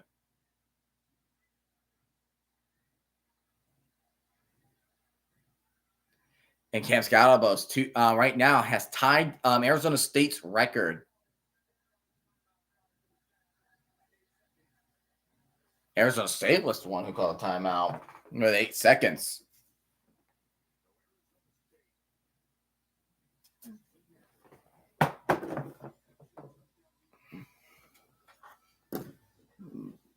With 8 seconds. Oh, they have vacated wins in 2021, 2022. Jeez. Yeah, look at that. Pick last preseason poll. Like I said, Cinderella story for Arizona State. It's a Cinderella run.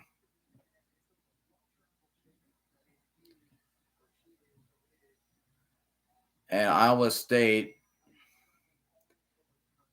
The last should be first. The last shall be first. Devil 16-1.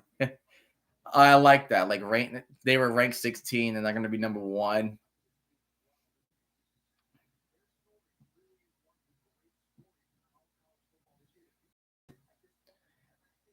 And here's a player motion. They probably got to. And here's a run. You need to call timeout right now. I mean, the clock will stop automatically on someone with 2 seconds remaining, but you call timeout. You call timeout.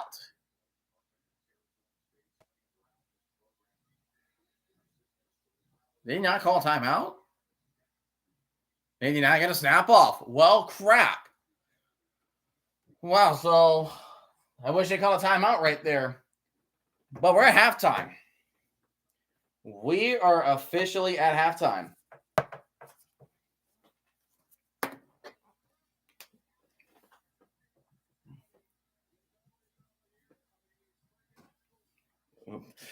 Instead of doing an F, I did an E. What the heck is wrong with me?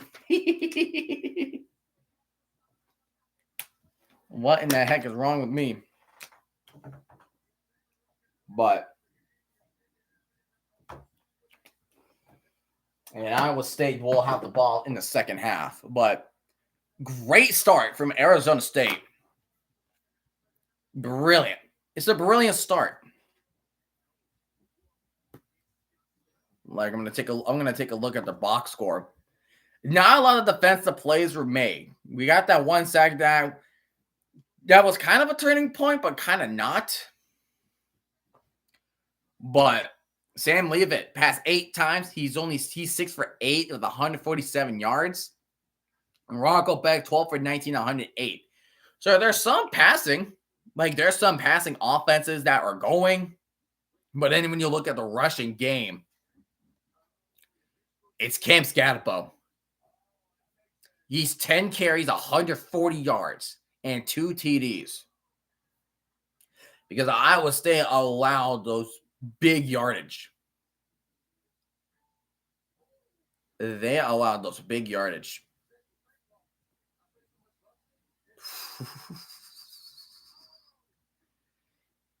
It's a beatdown. I think the MAC championship game is also at halftime as well. Yeah, they're also at halftime too. So we are at halftime between these two games. We're gonna try to find something that is trying to find something. I mean, there's basketball. Rutgers versus Ohio State. Really? Your conference play already? Well then. Okay, I guess I'll just have basketball as part of the background between Rutgers and Ohio State.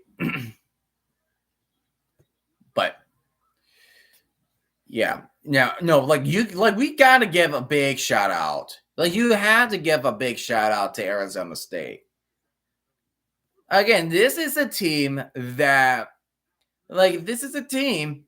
was picked last. And they say vacated wins. Hold on, I gotta look that up now. Arizona State vacated wins.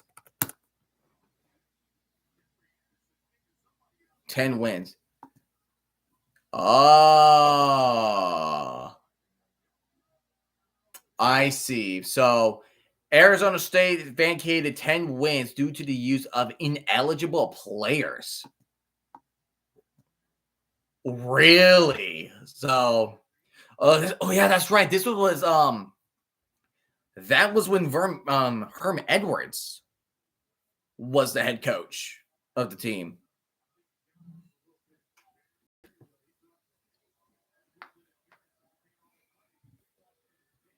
But wow, so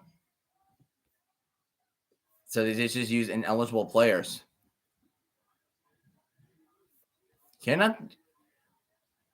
That you cannot do, my friend. So they went 8-5 in 2021, and now all those wins are losses.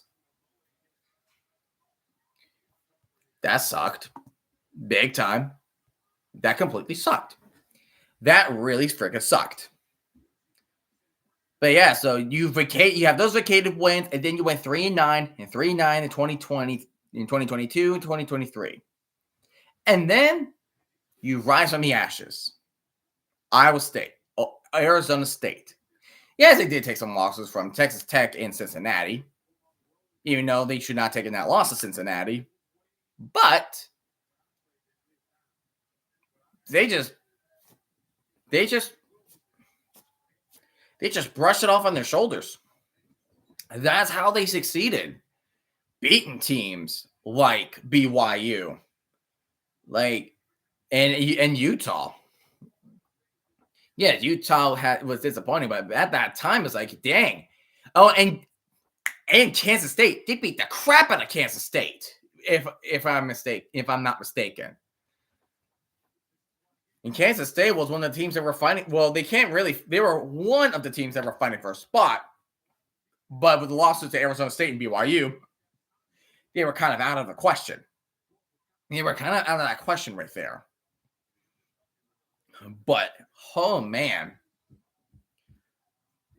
it was impressive though. That was impressive for what Arizona State has been doing. So here's the question. So can the Big Ten, so here's the possibility. How can the Big 12, the winner of the Big 12 championship game, how can they get a bye? How can it happen? Because whoever wins the SEC championship game and whoever wins the Big 10 gets that locked up. They have it locked. And Boise State won, so potentially they have that locked. I feel like the only way you can get a bye in for the Big 12 is obviously whoever gets the winner. So Iowa State, Arizona State needs to win. But also, if SMU not only lose, they have to lose big. Because SMU, I believe they're what rank is SMU? They're number 8. So number 8 and Clemson 17. So the lowest ranked team in these conferences is Clemson. So if Clemson not only wins, but if they win big, they can actually knock off SMU out of the picture. And that means Clemson will be the lowest ranked champion out of the 5. And Arizona State or Iowa State can get in and have a bye. That is how they can win. That's mainly how you can win that game. That's how you can get the bye. I feel like the most upset potential you can think of is the ACC championship game. That has the most upset potential. Because the SEC is ranked 2 and 5. The Big Ten ranks 1 and 3. The Big 12 is 16 and 15. But then the ACC is ranked teams number 8 and 17. So like the biggest upset potential you have is number 17, Clemson. That is where these upsets come to play. Because look, like I feel like the whole college football shake-up is going to shake up around the bottom half of the bracket is if SMU beats SMU. This is where everybody's going to be freaking the hell out. Because something happened that was not supposed to happen. SMU has to win, and they need to be in. And Clemson has to win to be in as well. They just got to continue. Like, they got to keep it rolling.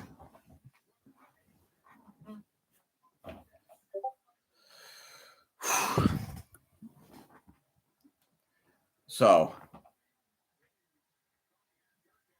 because it's like, well, whoever wins, they're going to make it to the CFP no matter what. Because they're close. Because they're really close to each other. But it's the ACC championship game. And this is where these buys are going to matter. Because SMU wins, they get a bye. They get the 3rd seed bye. But if Clemson wins, that means the ACC will have a bye. The ACC will not get the bye, and the winner of the Big 12 will. Then the CFP rankings are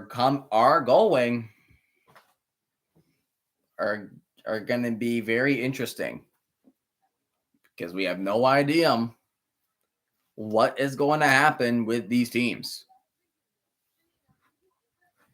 Because if you're a team like Oregon,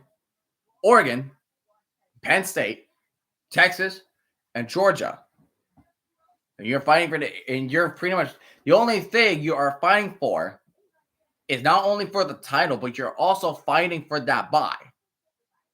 That is what you're doing. It's like, yes, we have an idea who's on the bye, but where are we ranking them first? That is what's happening. And other teams that are not playing that could potentially lock in. Notre Dame's number 4, they're locked in. Ohio State, number 6, they're locked in. Tennessee, they're locked in. Indiana, they are potentially locked in. Potentially. Alabama's not locked in. Not yet. Nor because they have to. Because here's the thing. I feel like if Clemson does win, see ya, Alabama. That's how they get in. See ya. See ya. See ya, and have yourself a good night. That's what's gonna come down. Like, this is why the 12 team CFP playoff bracket is interesting. There's a lot more scenarios than just the 4 ranked team. Than just like the there's a lot more on the line than just the 4 team playoff bracket. It's a lot more than that. I want to see if the MAC game is back at halftime or is it still at halftime. So commercial break, so I have no idea, but I just want something in the background until it hits before 2 because halftime is in college football is about 20 minutes. It's about 20 minutes.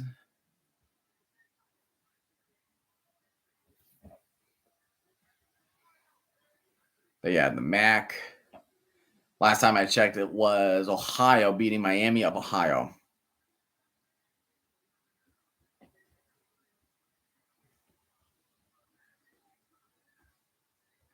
The MAC. Speaking of the MAC, I think next year. So, in speaking of the MAC conference, the UMass, University of Massachusetts, they are coming back to the MAC. They are going back to the MAC conference. And also next year, we're going to have 2 new teams from FCS level. And we'll play. And they're going to play.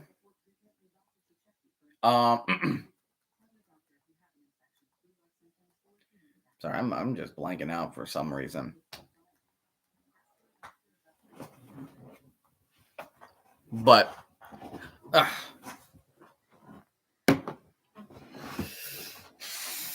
forgot what I was saying. I hate those moments.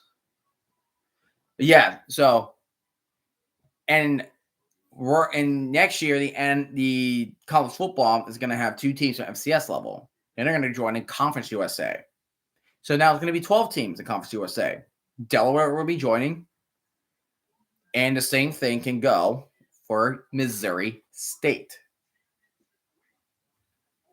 I think those are, and I believe that's the only that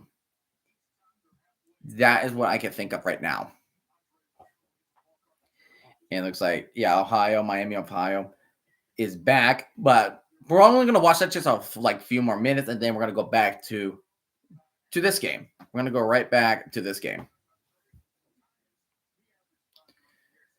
But Georgia Texas should be good. That really should be good. It's going to be a really physical fight. Same for Oregon Penn State. That's going to be a physical fight there too. Oh wow, 21-3 Ohio. They're doing some football things. They are doing football things. Oh wow, low snap, and he still got big yardage from the run. That's funny. That is great. That is great. And he ran a touchdown. Oh, that should have been a tackle for Miami of Ohio right there. Parker Navarro.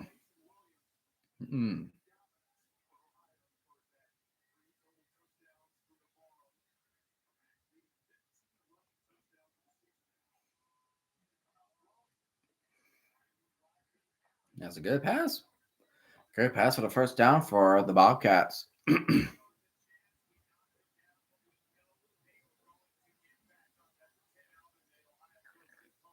Still at halftime.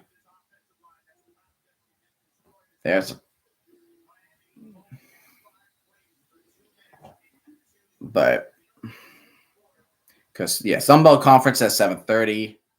That's going to be between Marshall and Louisiana. And then you also have the SEC championship game at 4. I will not stream that game. I will stream the last 2 conference championship games tonight at 8:30 at 8. So stay tuned for that.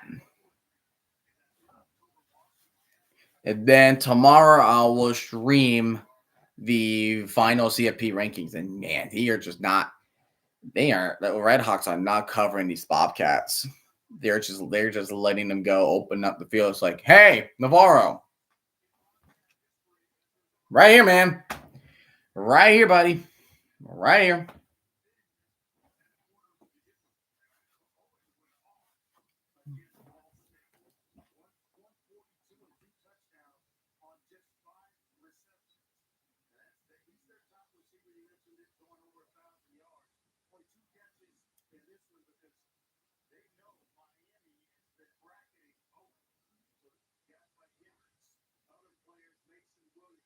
Let's see here.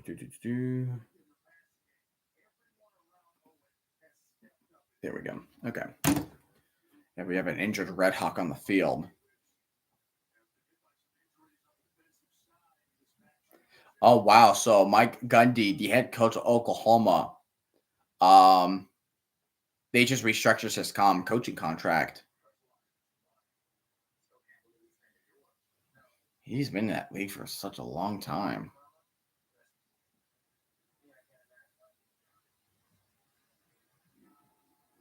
Willie Simmons. So FIU hires Willie Simmons as the head coach of F. Yeah, FIU hires Willie Simmons, who's with Florida A&M.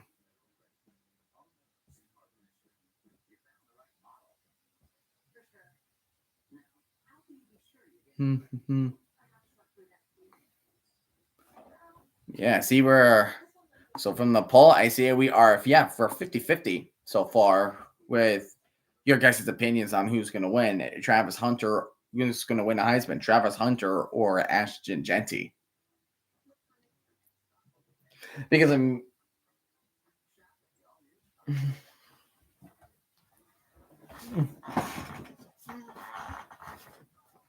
just trying to do something first because let's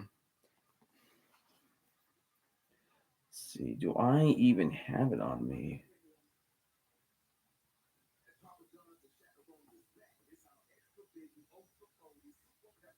Okay, let's see here. I'm also trying to get ready for the double stream, so that means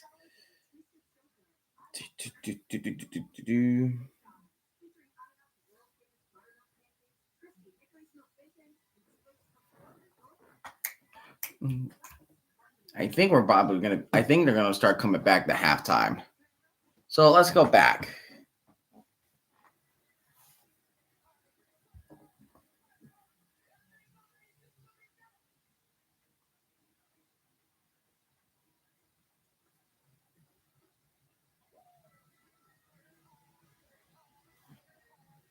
Oh, they're doing the Neo halftime show, so we might gonna be staying here for a little bit longer than anticipated. So more than 20 minutes this time. So I guess I'll just go to stay at halftime, just looking at Neo.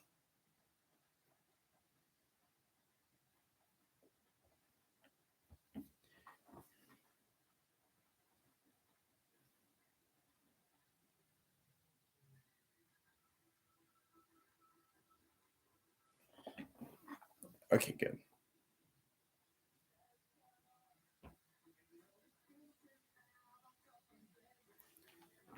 All right, good. Just want to make sure so I can, because since the Penn State versus Oregon is on CBS, it's also going to be on Paramount Plus. So I had to make sure I had Paramount Plus because I'm watching the game on like the big TV. So I'm going to have the ACC up at the big TV, and then I'm going to have Penn State versus Oregon on my iPad to watch these games. So that's going to be. I mean, I called both games several times, but seriously, I never called two championship games together. Never done that. I feel like that is going to be a very tough decision. All right, you know what? We're gonna go with the commercial. So I'm gonna be right back. I'm gonna get myself some water. So I will be right back.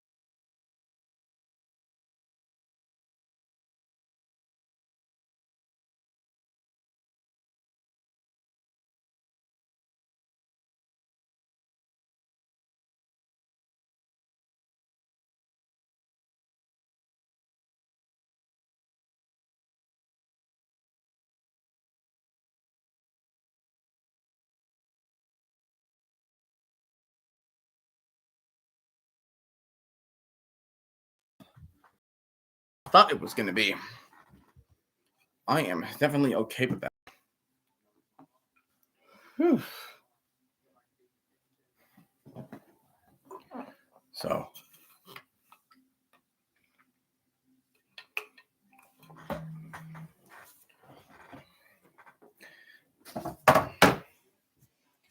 Do you think Iowa State is going to have adjustments made?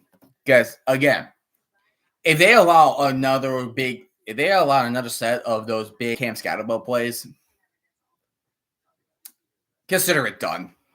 Consider it done for Iowa State.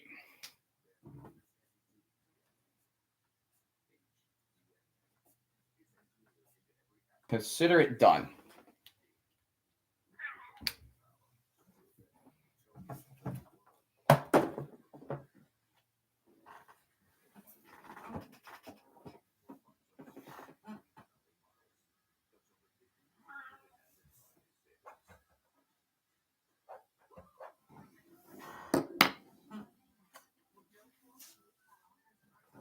Oh, yeah. Oh, that's right. There's the Simpsons game.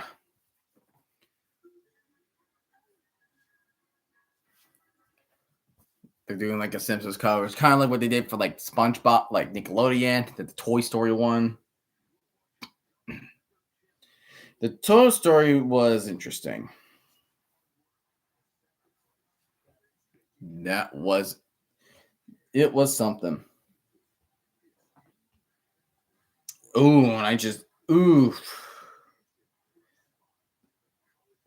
just saw that Panthers have Jadeveon Clowney downgraded to out against the Eagles tomorrow. So there goes the pass rush for Carolina. I feel like that game's gonna be a freaking blowout. A definite blowout. But yeah, they're about to get ready.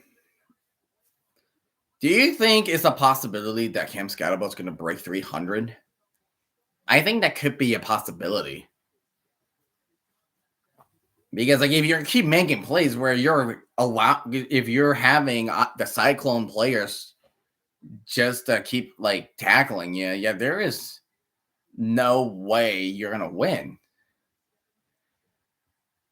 Because Arizona State has that momentum. They have all that momentum in the world. Arizona State has that momentum.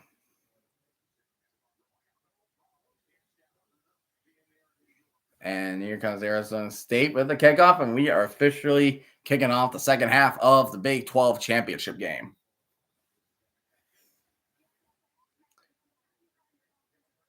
So Matt Campbell really got to keep the rhythm going. Again, you can't make hasty decisions. You cannot get to a mode where you have to play hero ball. You just got to start connecting here. But you got to start connecting. Excuse me. You got to be methodical. You can't play hero ball. It's a running back motion. Rocco back dropping back, and he is going to throw in the middle. That is tipped at the line of scrimmage, and the ball will be incomplete. So another bad down pass for the Arizona State Sun Devil defense. They did, and guess what? That was the first pass of the first half was batted down, and now the first pass of the second half also been batted down.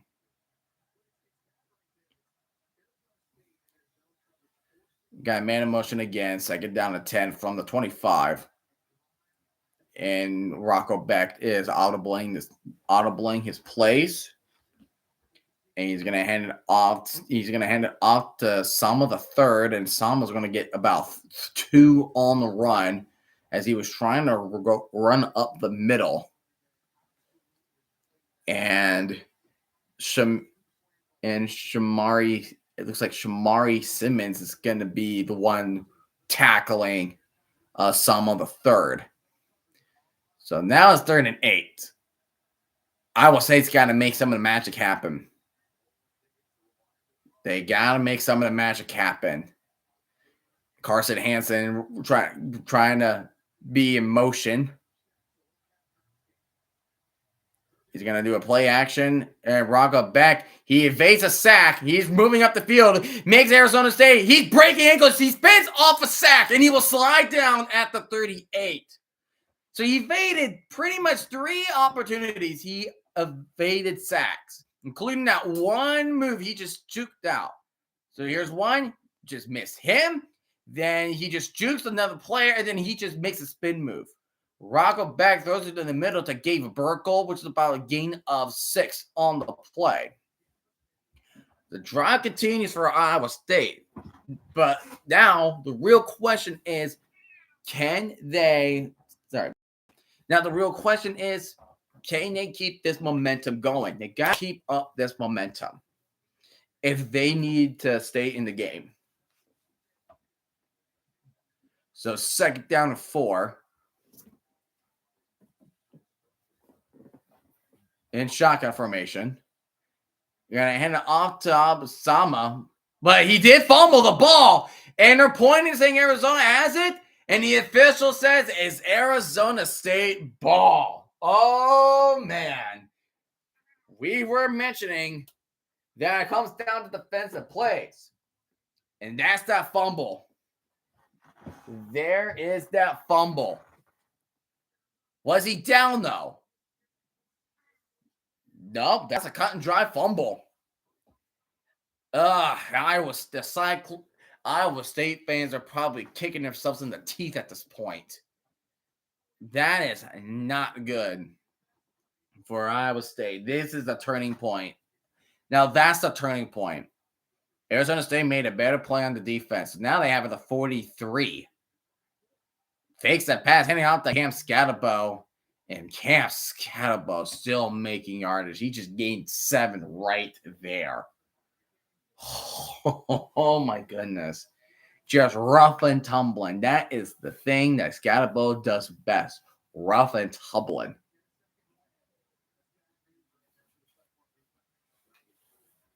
So now you're at 2nd down and 3. Or 2nd down and 4. My apologies. And he's going to hand it out to Scatterbo again. And Scatterbo tries to truck a player, but he's going to only gain 2 on the play and will not get it anymore. So it'll be 3rd and 2 for Arizona State. They need to have an answer. Iowa State has 98 rushing yards. Scatterbo has 95 of them. That was after contact.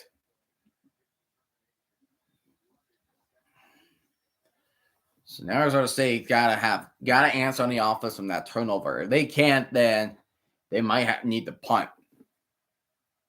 He's gonna hand it off to Scat. Actually, he's gonna keep it to himself, and he's gonna get driven up by that defense. So nothing is gonna happen on the offense. A 3 and out forced by the Cyclones. So you could take a sigh of relief for a bit if you are Iowa State, because if they were managing to get a score out of that fumble, it would have been turned into something horrible. And they're actually going for it on 4th and 6 from the 35 to the 49. He's dropping back. He's going to look. He's going to run up. He's going to run. He does get the first down. It does work well. So now you're inside the 30. So now you took a little bit of sigh of relief, and now you're back to panic. Now you're going to get back into a little bit of panic mode. Because that is what you are doing right now. You're back to panic mode. Iowa State fans are back into panic mode. So 1st down to 10 from the 30. And he's going to play action. Leavitt is going to throw deep left side. Incomplete. Good bat down from the Cyclone defense.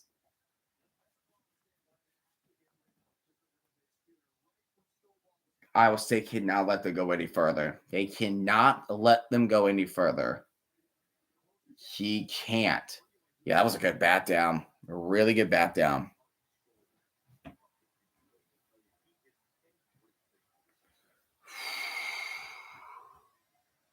Because where are they at? The 30. So that's a 48, 47-yard field goal.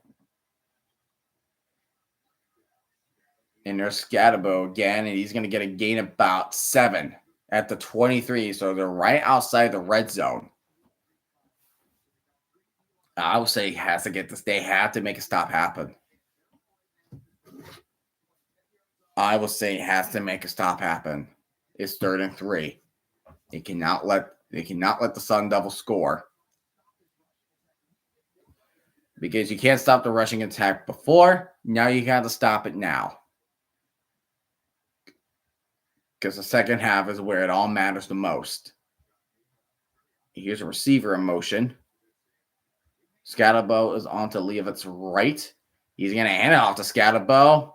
And Scatabo barely breaks the first down.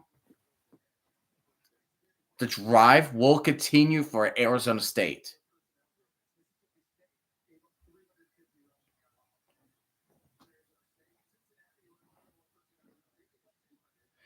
Wow, Sun Devils ignite. Cyclones takes flight.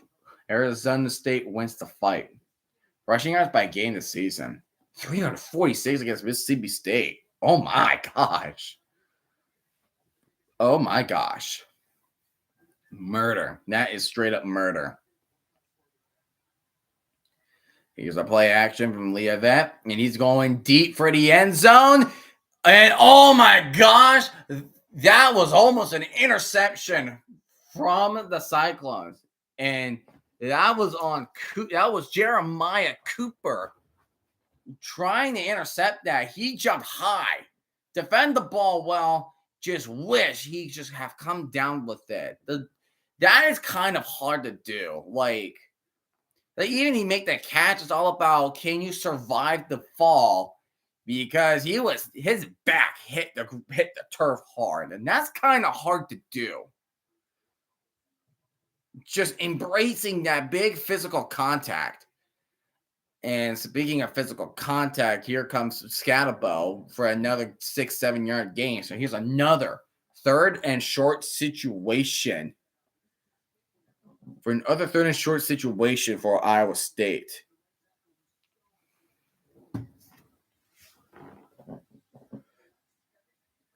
So now I feel like no matter what happens, they might extend the lead by 3 possessions. Here we go, 3rd and 3. He gets a screen. He gets another first down. They're just gaining yardage. They're not being again, Arizona State in the first part of the first half. They're being slow, methodical about up by 14. And we could just take our sweet time. Yeah, 10 plays, 35 yards, but it's been 5, but they have been having the ball for 5 minutes. 5 minutes and counting up. So there's no need for Arizona State to rush. Play action. He's going to throw for the end zone, and he is open. That is touchdown, Arizona State. For Xavier Guillory with the catch and touchdown.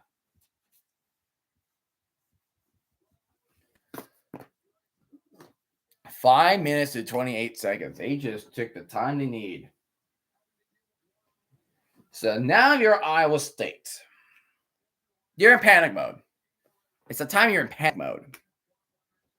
How can now your defense got to play better.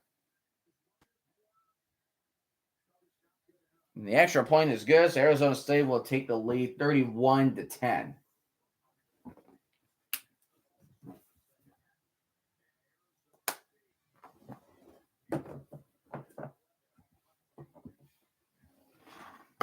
The fumble was indeed the turning point.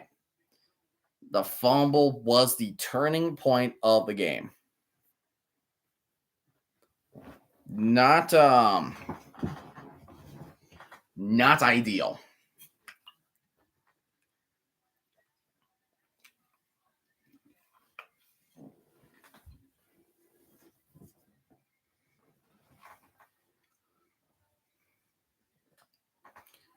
Not the ideal So let's take a look at the MAC championship. How's the MAC game going? Are they still beating the crap out of Miami of Ohio? Oh yeah, they have a 28-3 lead. Oh boy. I think that's done. And ESPN2. We have the SWAC championship between Southern and Jackson State. If only Deion Sanders was coaching Jackson State right now. He could get into the CFP that route. So you can see how that is going between Southern and Jackson State. They just got started too.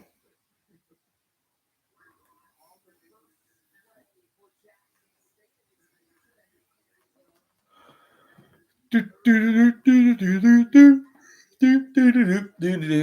me.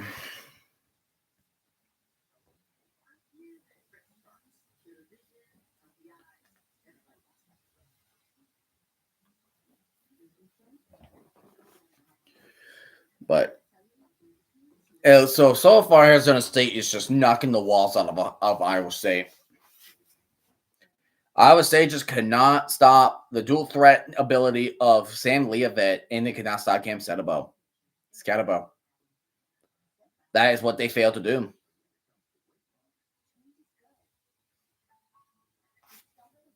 That's what they failed to do. Failing to stop the run. Because if you fail to stop the run, you're allowing big plays, and this sets up for these is setting up these touchdown drives.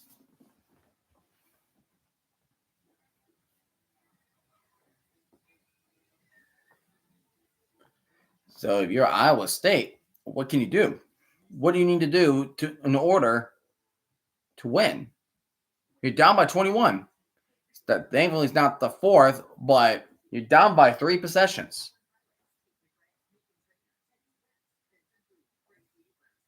I heart Jingle Ball. No thanks. No thanks. I'd rather have watched football on that day than iHeart Radio or whatever that thing is called. But yes, Iowa State. An answer must be made. And he's going to take it from his own end zone. That's a ballsy move. And he does get past the 20, but he'll be down about the 21, 22-yard line. Oh, did they flag that?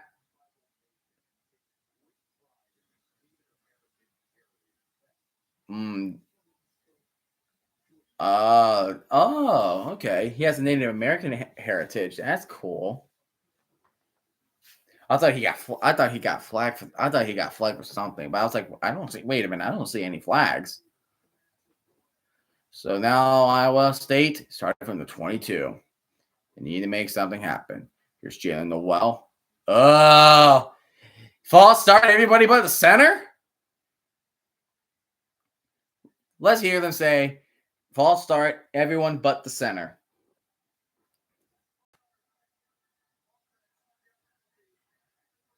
No number. Damn it. I was hoping to say, false start, offense, everyone but the center.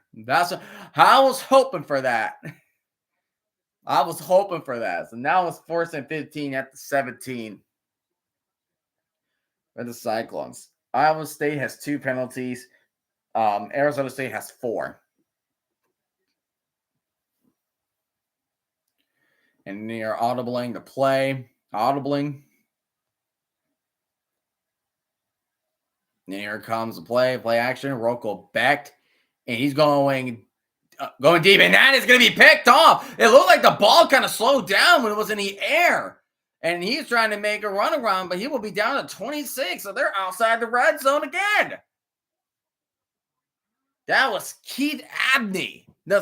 Keith Abney with the interception. Back-to-back drives. Iowa State, you are in shambles. What happened? Oh my gosh. It bounced off. The ball bounced off of a Cyclone offensive line helmet. It just bounced off the helmet. Oh,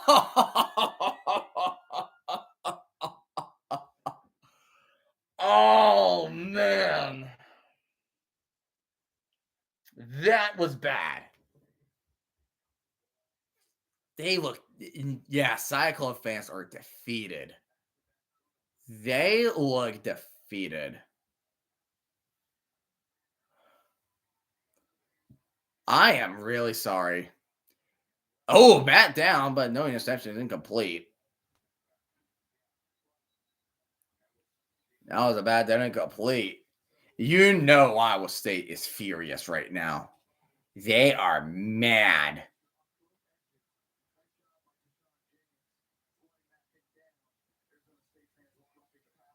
They won't roughing the passing. Nah, you're not gonna get that. That's not roughing the passing to me. Absolutely not. So now second down to 10. You can't really make any adjustment if you're gonna keep committing turnover on downs. Kinda can't do that. Play action, Sam Leavitt throwing it a check down. And he will be out of bounds with about a 5-yard gain. So 3rd and 5 for the Sun Devils. And again, Arizona State doesn't really need to rush it. They can just take their sweet time. They could take their sweet time. So 3rd down and 5. Empty backfield. So empty backfield. So they're expecting a pass. They're going to bring 6-man, 5-man, 1-on-1 coverage. Oh my gosh, what a catch. That's Xavier Guillory again. Wow, what a catch. 21 yards for the touchdown. What a catch. Wow. That took him less than a minute on that drive.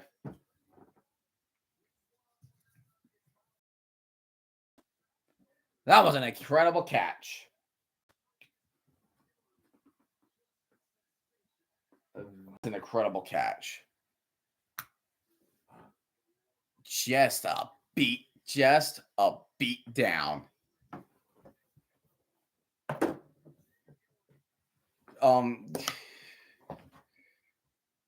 Yep, time to hit the panic button. Time to hit the panic button. For the Cyclones, Xavier Guillory having himself a day already. 38-10. Now is 4 possessions. 4 possession game.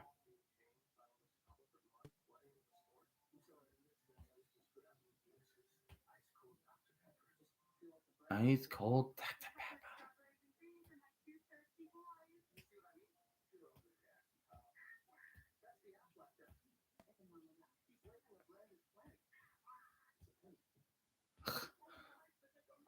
My whole life is a commercial.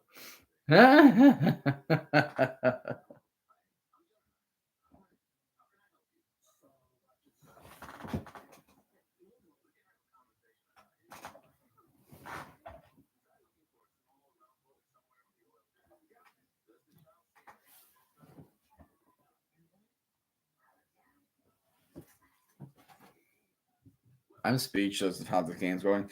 I thought it was going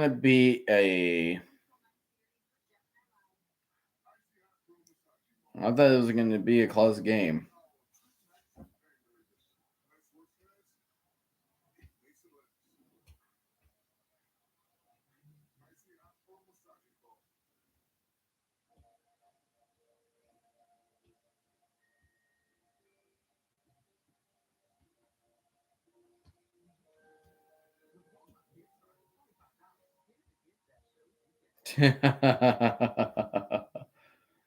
Oh my goodness, funny. Yeah, that was kind of bizarre.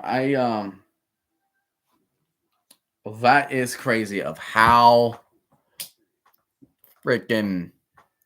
Yeah, I'm surprised. Like yeah, like Jack Gardner and I says it. Like I'm surprised that Iowa State did not try to attempt a Hail Mary when they have the ball in midfield before halftime ended. Like what? What? You can't make it down there? Well, guess what? Now you're getting pounded big. You're getting pounded big in this game.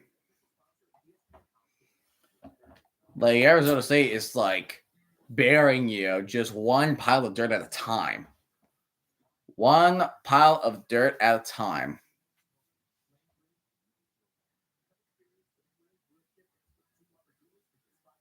You rule. Burger King. There's one catch from him, and then the other, and then he had that one. The second catch was wow.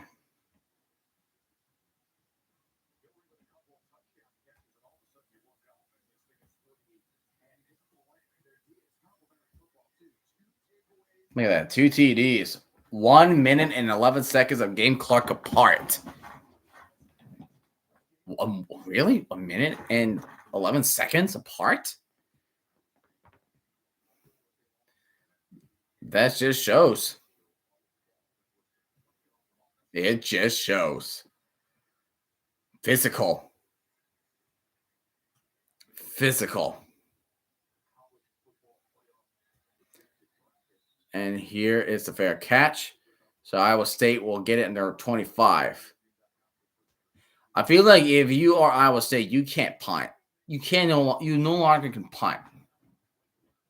You no longer punt. You can no longer punt. Oh wow, Iowa State has no top 25 wins. I never realized that.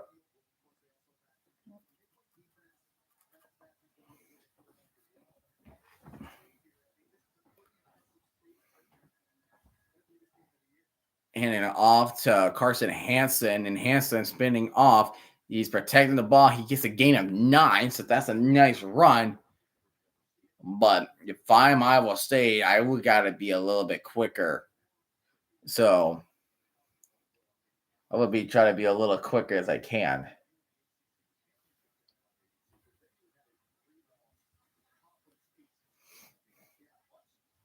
So second down and 1 and shotgun. That guy's anticipating the blitz. He's looking. He's probably going to stay in the backfield. He's faking. But he's blitzing. But he has to throw it deep. He's throwing off pressure on the back foot, and that's going to be incomplete. It will be 3rd and 1 for the Cyclones. Because here's the teams in a hunt for the CFB. Clemson, SMU, Indiana, Ohio State, Oregon, Penn State, Arizona State, and Iowa State, Notre Dame, Boise State, Alabama, Georgia, Tennessee, and Texas.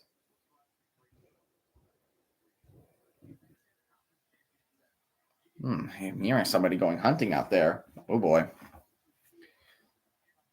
He's going to pitch it off to Carson Hansen. And Carson Hansen does get the first down. He will get about a gain of 3 or 2 on the play.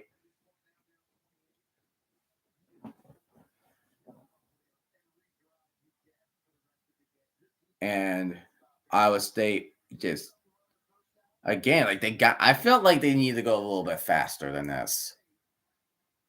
I feel like they got to play a little bit of tempo. Not too fast of a tempo, but at least some sort of tempo that they need to do. You're stealing Noel in motion. And he's going to throw that to Noel. He's going to throw that to Noel, and that's a catch, and that's going to be at the 45. And it's easy, yeah, now you say poor Iowa State because they are just like Arizona State is putting them into a clinic. Second down and 2. They're going to make it to the 47. Jalen Noel in motion. And he's going to take the snap. And oh my gosh, they fumbled again. Oh my gosh. Are you serious? That's 3 consecutive drives that Iowa State lost the ball. 3 consecutive drives.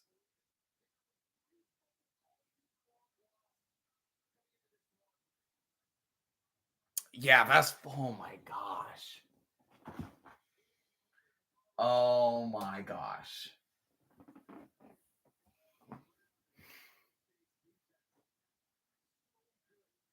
Arizona State just committed 3 turnovers on 3 straight drives.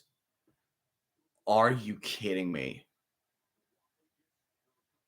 That's you because there was a fumble, an interception, and another fumble. And there's Scatterbo running onto the left sideline.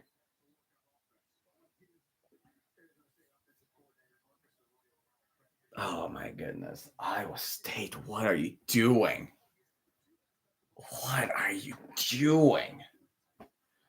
Yeah, right now it's not even it was 24 to 10 at halftime. And then oh my goodness. Just a blowout. Sam Levis, he's gonna do a screen. You only get a game 1. Well, it looked like earlier, but then all 3 of their drives in the second half happened. They all ended up in the turnover. They all ended in a turnover.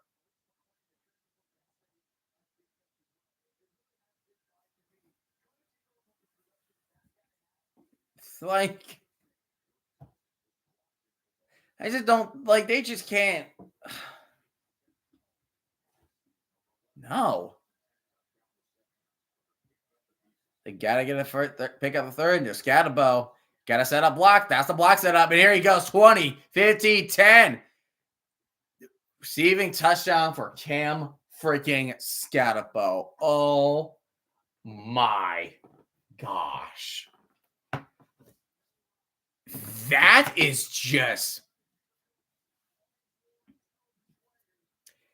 like we just saying murder is an understatement. It's like carrying somebody. This is like carrying somebody in a body bag. They're carrying them in the body. They're like Arizona State is hauling Iowa State like in a body bag.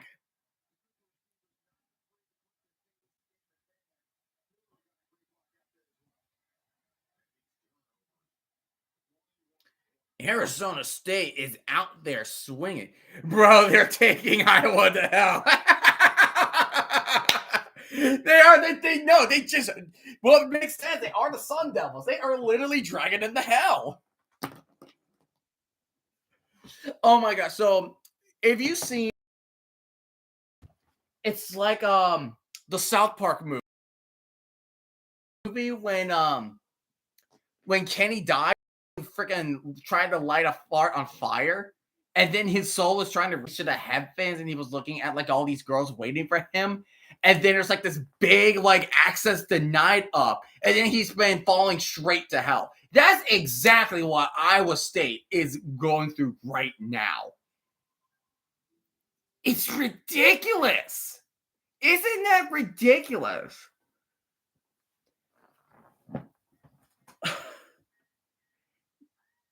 Iowa State is literally like Kenny in the South Park movie. Looking forward to get a conference title under the belt, but they just getting dragged straight to hell. Oh my gosh. No, yeah, I know. Like, if I'm being for real though, Sizu, that is sad. Because remember the halftime score, it was 24-10.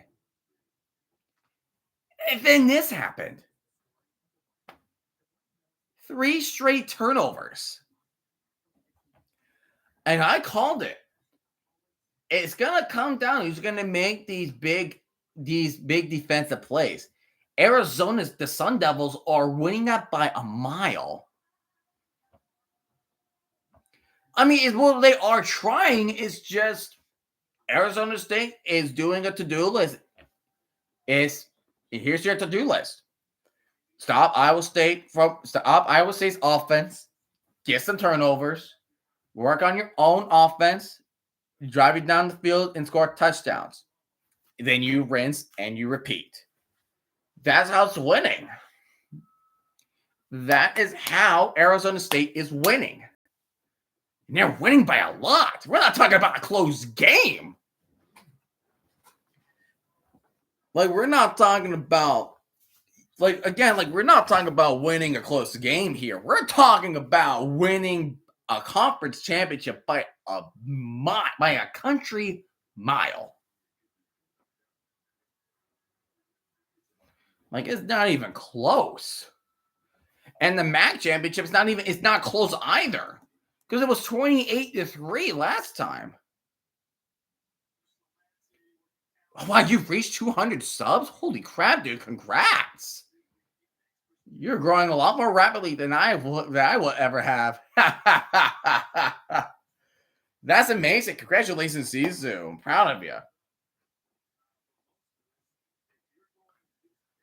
Yeah, Iowa, Ohio beating the crap out of Miami. Miami of Ohio 31-3. So we don't even have a close conference championship. Not even one.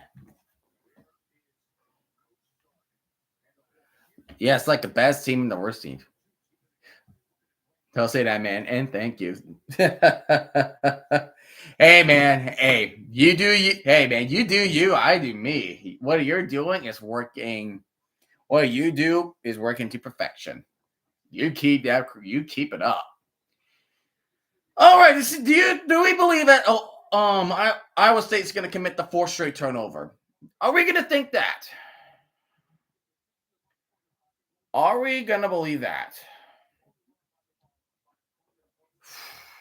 Because I would think so. Because they're not being careful with the ball. Like, I'm expecting another turnover. Another turnover. Second down. Well, first down at 10. Rocco back, throws it down the middle. He gets the pass for the first down to Jaden Higgins for a 14-yard gain. They got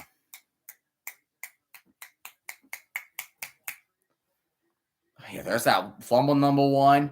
The interception that bounced off of a player's helmet that resulted in an interception. And then you have another fumble. Like, it's just so unfortunate for the Cyclones.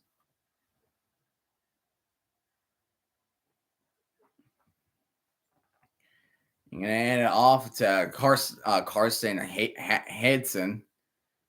And he gets about several yards, say 4 or 5 on that run as he was running towards the right sideline. We have about 2 minutes and 15 seconds left of the game I can't speak. You have 2 minutes left until the fourth quarter begins. Yeah, what sucks about these turnovers that the turnovers that Iowa State made, Arizona just converted all of them to points. It's like stealing candy from a baby. That is what Arizona's doing.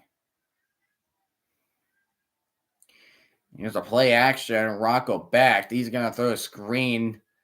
He might as well just drop that. And there's Caleb McCullough just doing what he does best in the linebacking position.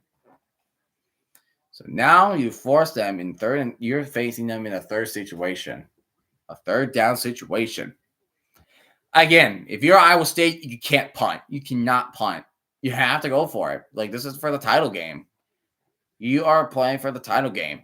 You have got to go for it, no matter what. No matter what. Here's Rocco back. He's throwing a laser down the right side, and what a catch by Jaden Higgins, getting down at the 44, 43-yard line in Sun Devil territory.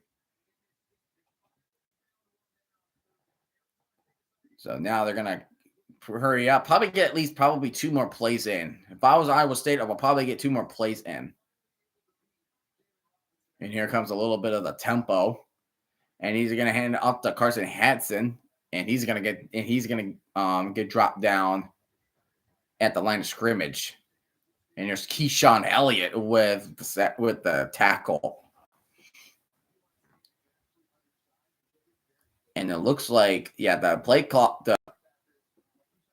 clock is ahead of the actual clock. So they could go to the fourth quarter right now.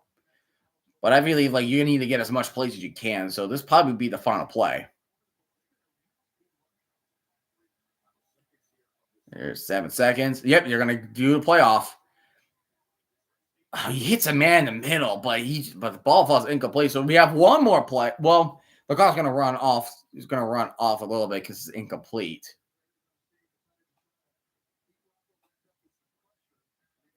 With 2 seconds remaining. So you're 3rd and 2. You're 3rd and 10.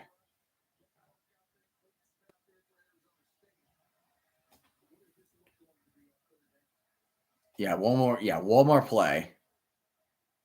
Because it went incomplete. Empty backfield. You got to get to the 32. Backed. Drop it back. He throws it in the middle instantly, and he's going to get tackled at the 35.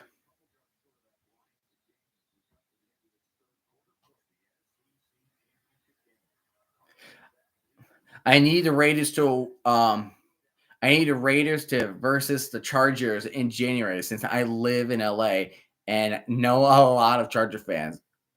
How do those Charger fans treat you? How do they treat you? And here's the question. Who is the worst, like, in your opinion, what's the worst fan base for you? And why is it the Chiefs? And why is it the Chiefs? I meant to win. Yeah. You already beat the Ravens. So if you beat the Chargers and you can say up, they just say we're the playoff team. Well, I just love like Chiefs, Chargers, and Broncos, all with like winning records, and then it's just you guys going 2-10. Like I just find that funny. I just find that hilarious. But yeah, we are now in the fourth quarter, so I will say need to go for it, no matter what. But I say they can't talk since they lost to 60-20 to us last year. Did you guys already play this year? I forgot. Did you guys already play this year? I feel like you guys had, right? I feel like you guys have one time. The worst fan base is either Chiefs or the Chargers. I can see that. I mean, I can see that because Chiefs keeps winning, and then like you're just surrounded by Charger fans. But you guys lost. Okay, so you guys lost. So hold on, I'm actually gonna look up your guys' remaining schedule. You guys are already eliminated from playoff contention, so it's like you're at a point where you have nothing to do but tank. You're like you got to tank for your draft pick. Like that is. So I'm going to see your guys' remaining schedule. Okay, so tomorrow you play Bucks, and then you play Falcons, then Jaguars, Super Tank Bowl, then the Saints, and then in Chargers week 18. Week 18. And who does not like a chaos of week 18? Playoff, like when we get close to the most chaotic times you can find in football is when you're at the final week of the regular season, when you're in the verge of the playoffs, and then week 18.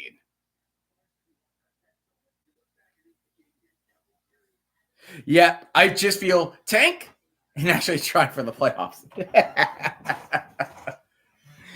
Yeah, tank. Like you had to get yourself rebuilt. You got to rebuild yourself first before you actually burst for adventure.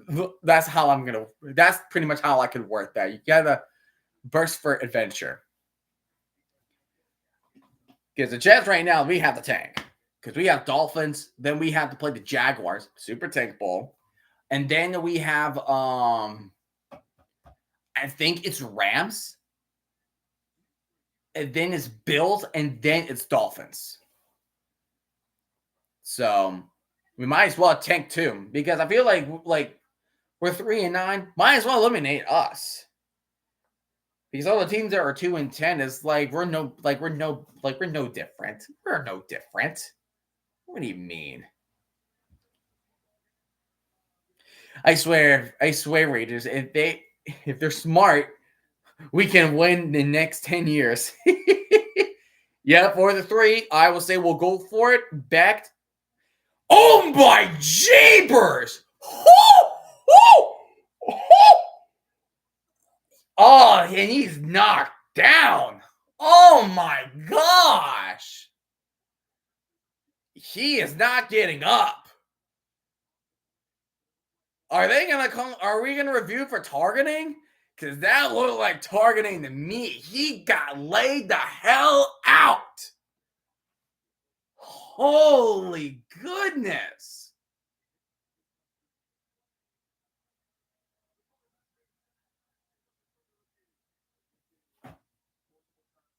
Oh my, yeah, they are reviewing. Yeah, they are reviewing. And again, it's so targeting.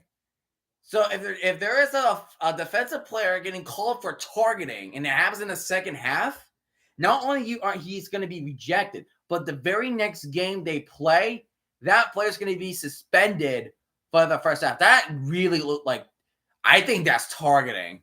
Like, they have to slow down. I really felt like that was targeting.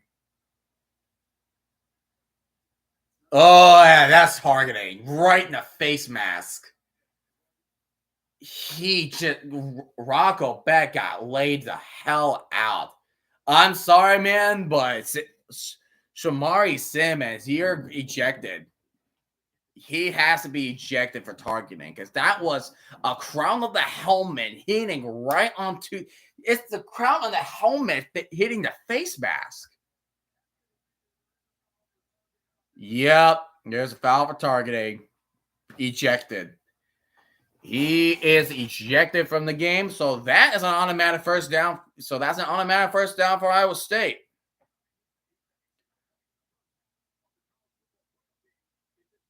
Yep, he just said that too.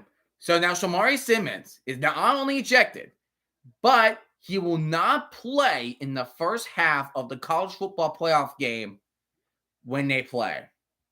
That is the rule for targeting that I feel like a lot of people forget. It's not just being ejected in this game, but it's also in the second half, you are also ejected in the first half of the next game, which I feel like that is fair. I feel like that is fair.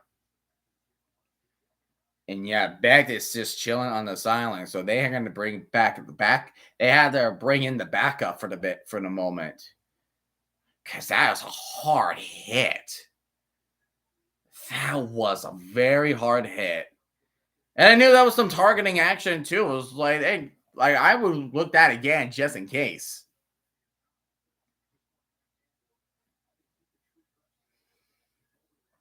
It was crown a helmet the face mask. And Iowa State, like they gotta score off of this, and then they gotta get the ball back quickly because Arizona State's gonna play keep away. They're gonna hand it off, and he got tackled for the loss of 2. I feel like Bucks versus Raiders is going to be a pretty close game, and over the Bucks win, they have hope for a playoffs instead of us. Yeah, and also a chance for the division title too. Like they have a chance at the division because the Falcons are freaking falconing in ways, shape, and form. Because the Falcons are 6-6, and the Buccaneers are also 6-6. But Atlanta swept the Falcons. Atlanta swept the Buccaneers. So there's your tiebreaker right there. Um, and there's the backup. He gets a gain of 2. He gets the gain of 2. Because, like, who does the Buccaneers have? Like, they gotta win. Because they lost both Falcons games, which is unfortunate. They won against the Saints, so they have at least tiebreaker. They won against in overtime against the Panthers. So at least for the moment, you are 2-2. Face Raiders, then they have to play the Chargers and Cowboys, and then the last 2 games of their season. I think Rear versus them next. And it looks like Iowa State just took their first timeout of the half. Oh, that's right, the belt. So not only they get a trophy, but they get a belt. That's a nice like a trophy too, and the belt.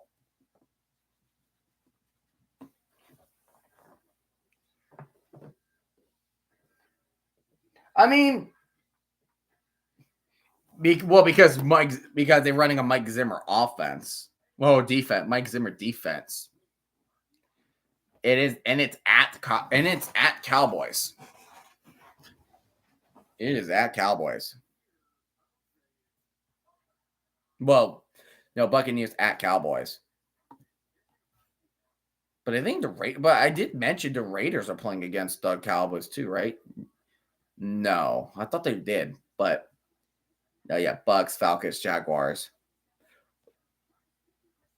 But I do feel, yeah, Denver might be hard. Yeah, Denver?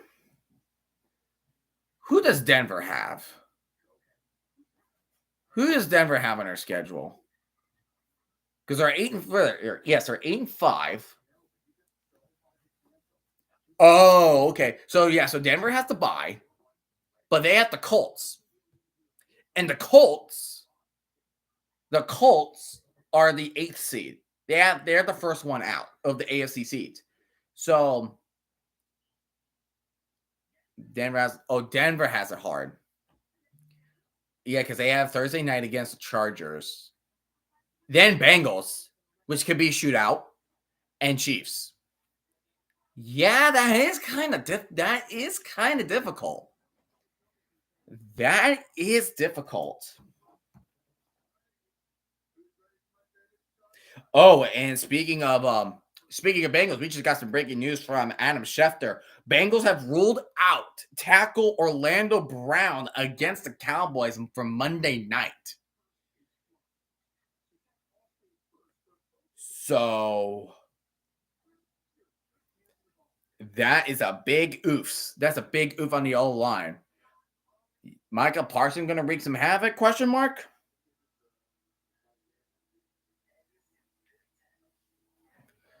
So yeah, so like this is where like parts of the NFL and college, like this is where at the part of the NFL for now every game matters. If it's like 2 teams like going for a tank like Jets and Jaguars like next week after the Jets play Miami, then it's like, and yeah, that game does not freaking matter at this point. But if you're talking about like any playoff, like any teams are hunting for a playoff or they're trying to clinch it, yes, those types of games do matter. They do matter. Because you have tiebreaker scenarios, and then because you have tiebreaker scenarios, and you try to have that head-to-head tiebreaker. And Rocco Beck is running to the locker room. So we're probably not going to see him for a bit. I mean, yeah, Dolphins, but they got to have a lot of losses to make. They need to have help from other teams to lose. Going, dang, pass when he hits on. Oh, man. Incomplete. Oh, they're calling pass interference on the Jalen Noel. I will say you're just like shooting. Oh, they're calling defense because I thought one guy was pointing at the offense. Oh yeah, dude. He was like pulling him down. He was pulling him down. What in the heck, dude? Yeah, they would have to. Yeah, they need Denver Chargers. But also, think about this. Like, but what also complicates situation is that Thursday night matchup between Chargers and the Broncos. That's going to complicate things for the Dolphins and the Colts. Don't forget about the Colts too. Because I feel like the teams outside the hunt at this point is probably going to be between Colts and Dolphins. It's Colts and Dolphins.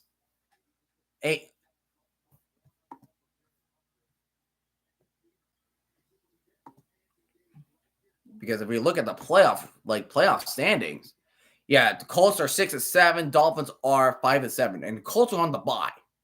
The Colts are on the bye. Because who does Indy need to face? They have to face Denver, and then they have to face the Titans, then the Giants, and then Jaguars. But it's not at Jacksonville this time. And the running back's going to run out of bounds at the 5. 12 minutes, 44 seconds. Yeah, good luck trying to score 35 points in under 13 minutes. There's just no way. We're just having a conversation, right? Like, we're just having a genuine conversation right now. It's like, I'm just having this game as a background until, like, the game is over. But it does something particular happen, then yeah, I will definitely note that. But, yeah, I feel like it's going to be hard for the Colts and the Dolphins to get in because they're, because Denver and Indianapolis, apart, they're 2 games away.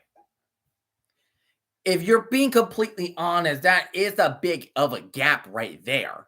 Like 2 wins, the big gap. Like you have to rely on a collapse from either the Chargers, the Ravens, or the Broncos. You have to rely on a collapse from these teams. Because the wild card spots right now, like it could not be safe. Really, I would say you're kicking a field goal? Why are you kicking a field goal? And the Colts should be controlling their destiny if only they did not get swept by Houston. 2 close games from Houston, especially round 2. That was a winnable round 2 right there. I don't know why I would say just kick the field goal, but hey, it's good. But and then like here comes and also like the Texans are not safe either. Yes, they are. Well, I mean, yes, the Texans are leading the division, but it's not safe. It is not safe. I forgot the Giants at the first pick, right? I think so. Hold on, let me look up. It's called Tankathon. They have the list. Actually, right now, the Jaguars have the first round pick. So it goes like this: Jaguars. So here's the top 10. So you have Jaguars. So Jaguars, Raiders, Giants, Patriots, Panthers, the Jets, the Titans, the Browns, the Saints, and the Bengals. Those are your top 10 picks. So you're second. So you need to rely on the Jaguars winning. You have to rely on the Jacksonville winning. So let's take a look at Jacksonville right now. So the Jaguars, they have to face the Titans tomorrow, then the Jets, then Raiders. So 2 crappy teams. Oh my gosh. And they have Titans again, and then the Colts. Oh, sweet mother of pearl. So the Jaguars have 3 straight takes.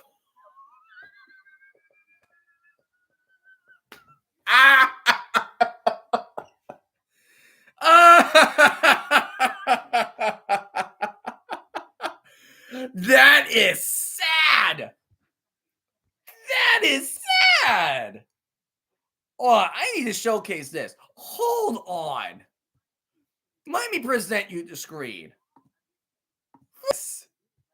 Hold on. That's sad.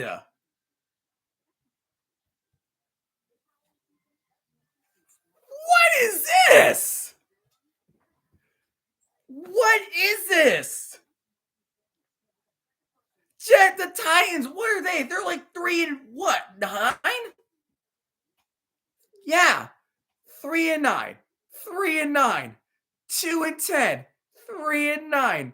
6-7.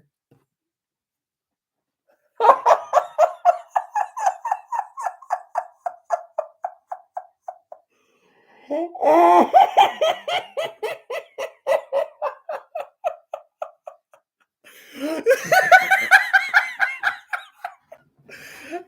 is so sad. That's a sad remaining schedule I've ever seen. Oh my gosh. That is horrible.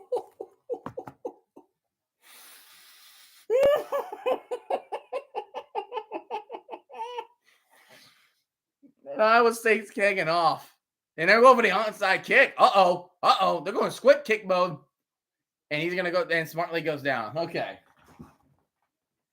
So right now, Arizona State is going to try to hold on to the ball for as long as they can.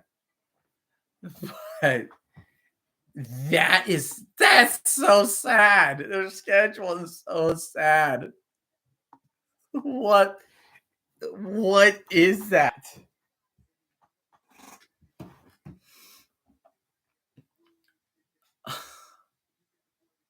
Okay. I haven't even talked about the NFC. All right. And all right, so right now it's like the Lions with the Lions right now, I feel like if the Vikings keep Viking, like they keep losing, then that is 100% game over right there.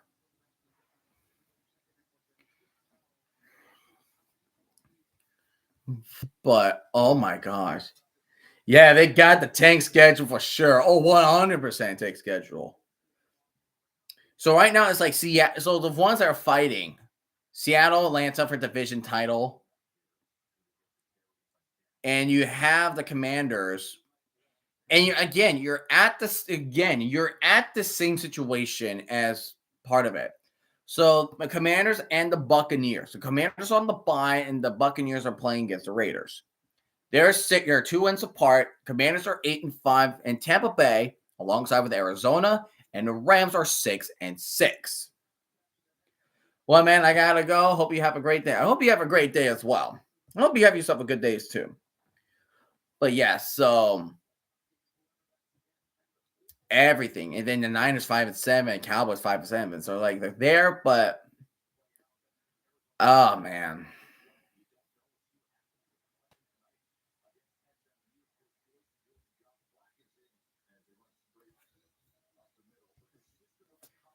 Raiders gonna tank. They are so going to tank. If they like bust this tank like the Jets are gonna do, oh yeah.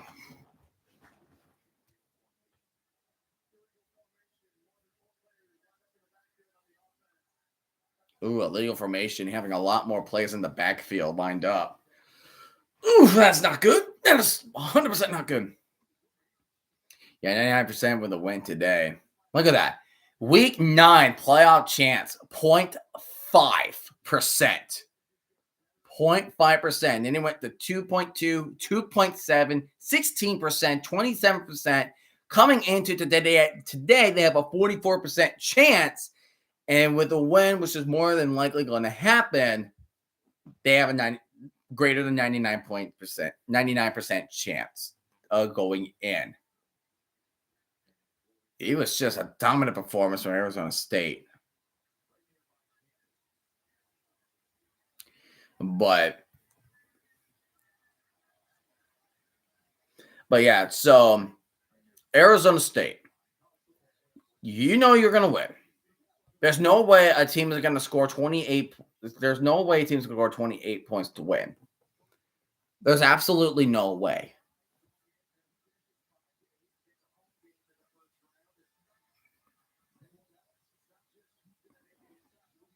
There's just no way you're going to win.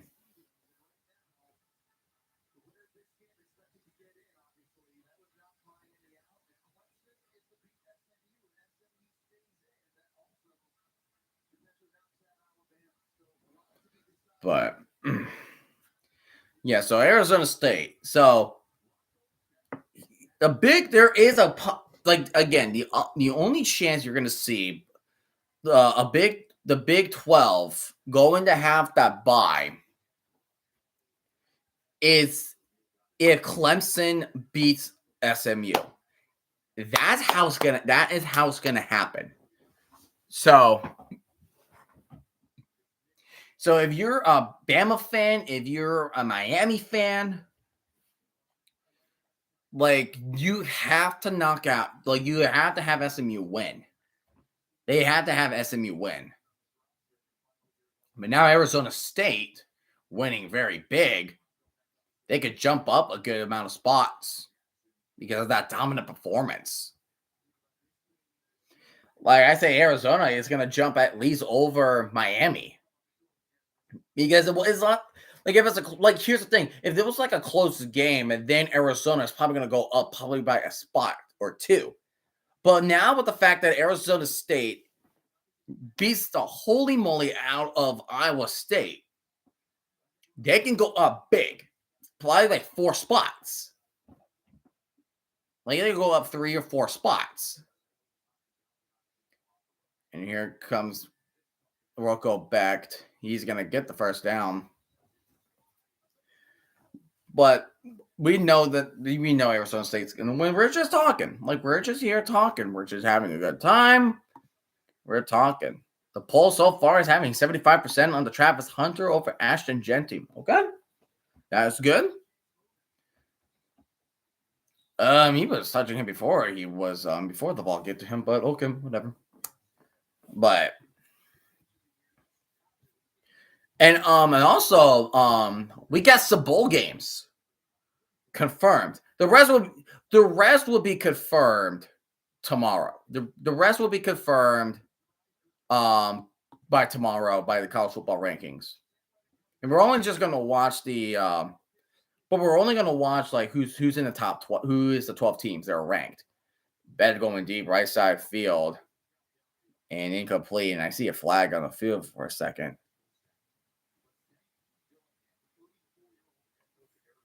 All right. So you have the Salute the Veterans Bowl, South Alabama, Western Michigan. The Frisco Bowl, Memphis and West Virginia. Okay. The Western Kentucky versus James Madison. Then you have Georgia Southern versus Sam Houston. The Hawaii Bowl, South Florida, and San Jose State. That's the most bowl games we have so far.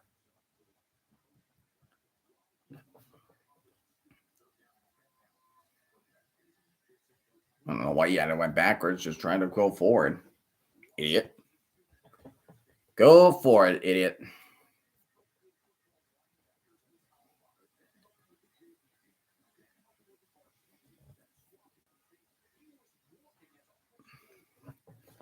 But yeah, so Miami and Ole Miss are the first 2 out. I'm not expecting South Carolina to get in. I'm not expecting that. Not expecting that. Excuse me. Excuse me. Rocco Becht, he's going deep right side again, 4th and 3. He does get a catch, and he's still on his feet, went out of bounds at the 25. But it's not like anything matters. It's not like anything matters. But yeah, so I'm thinking, Arizona State wins big. They're going to jump over. I think they're going to jump over at least 3 spots. They're going to probably going to drop to the 12th seed and get that, just to get that final conference champion spot. And it's a good throw in catch. That's touchdown Iowa State. So there are some points on the board now.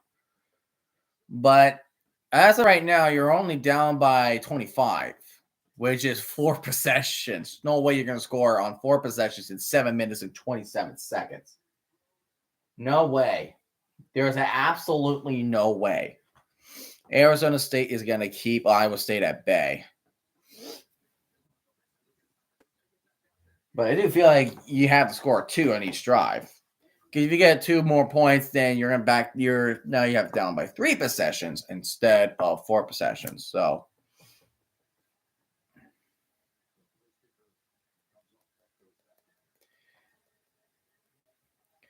We know Ole Miss and South Carolina cannot make it. They cannot make it.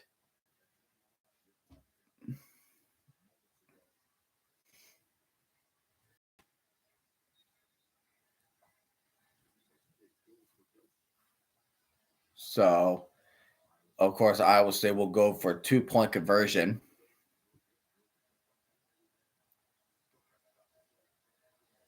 Going audible.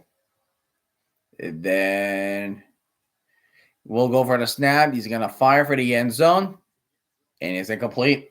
So now they're down by 26. So no more points was added. So it's 45-19 Arizona State.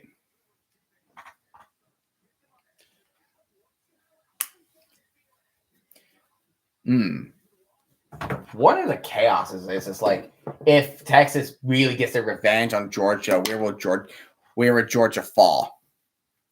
Like, where would they fall?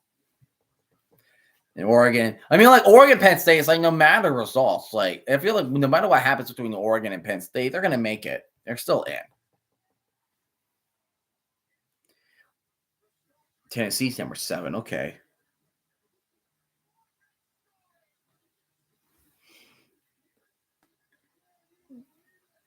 Yeah, Army wins the American Conference. Yeah, Army was their first year in their conference champion, and then they just got housed. 30. Yeah, Ohio officially won. Yeah, Ohio officially won the MAC championship. They destroyed Miami. Third of Ohio, 38-3. Didn't even give them a chance to breathe. Oh my. Oh my. That's a beatdown. That is a certified beatdown.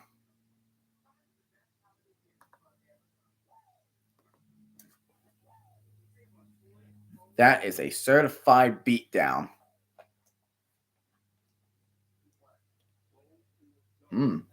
Just got another report from Adam Schefter. CeeDee Lamb and Jake Ferguson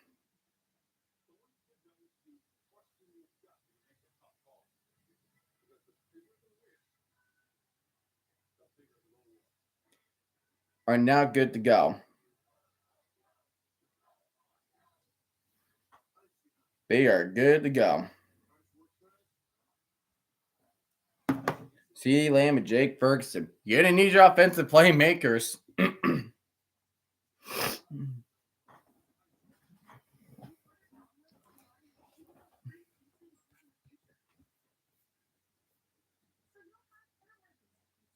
Syracuse.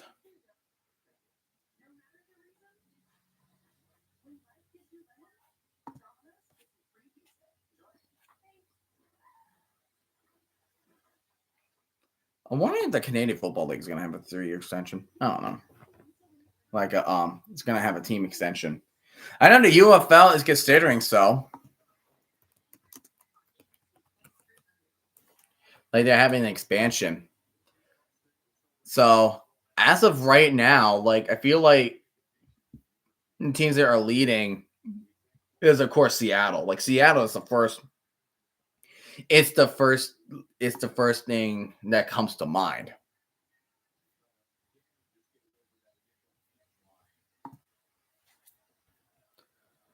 It's an Arizona State.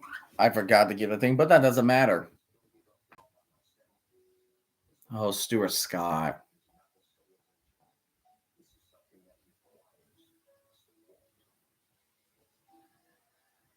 That's right. This is V week. That's right. Cancer research. Screw cancer. Screw cancer.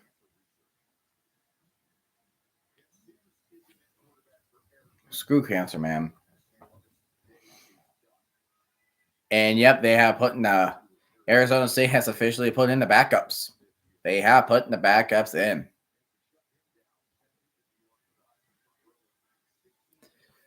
But yeah, we'll talk about a team that's been really teams that are disappointing. Let's talk about that. Florida State. Oh my gosh. Florida State is the biggest disappointment this season. The biggest disappointment.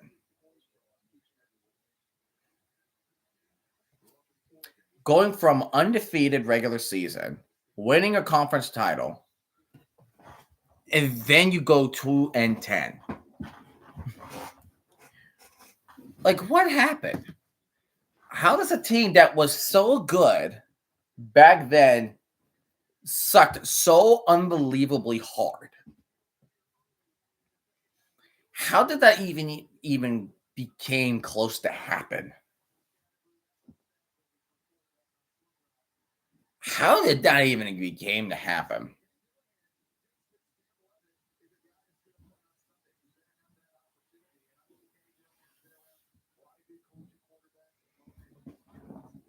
And then like Purdue is just bad because they're bad, of course. But we expected Florida State to do well, and then like we expected Florida State to do well, but then what this season was. Like they lost to Memphis. Their only wins was a stupid FCS team of Charleston Southern, and then you win against stupid Cal, who's not good. They're only 6-6, but they stuck to conference play. Then you lose to Duke for the first time in your program. Like, how bad of a season does Florida State have to be? And then you get annihilated by your Florida rivals of Miami and Florida. It's that they're so bad. Florida State's the biggest disappointment this season. You could say the same thing to Michigan, but Michigan had a lot of players that were gone from the roster. Like, they were gone. Jim Harbaugh was gone. J.J. McCarthy was gone. Blake Corum was gone. Like, at least, like, they were bad. They were mid because of the roster. But that did not stop them to beat Ohio State. At least they have motivation going forward to the next season. But, like, Florida State, like, indeed, Ugalele sucked. He sucked.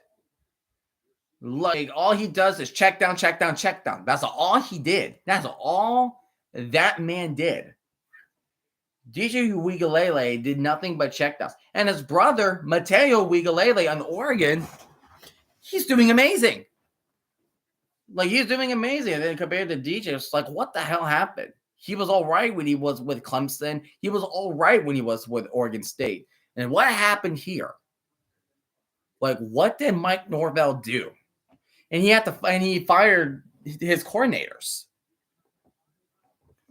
But not Mike Norvell. I feel next season, Mike Norvell's on the hot seat. Like, if they do not do well with what they wanted him to do next year, he's fired.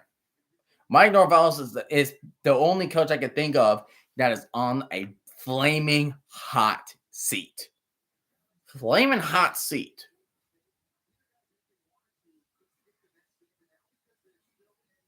Flaming hot seat.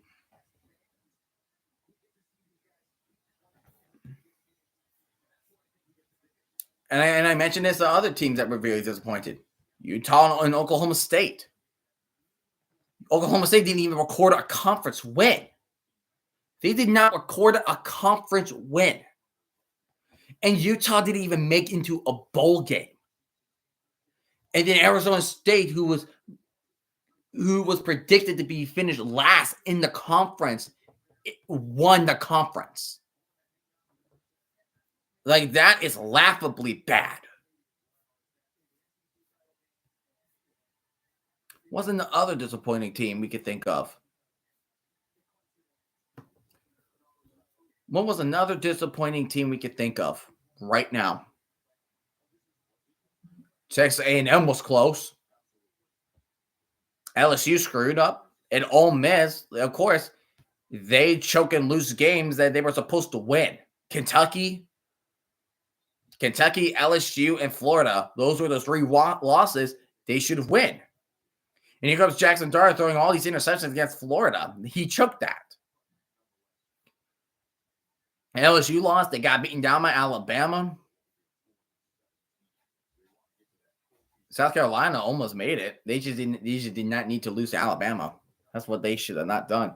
Missouri, Missouri was disappointing. I expect them to be contenders, but that beatdown from A&M was something that sold the deal.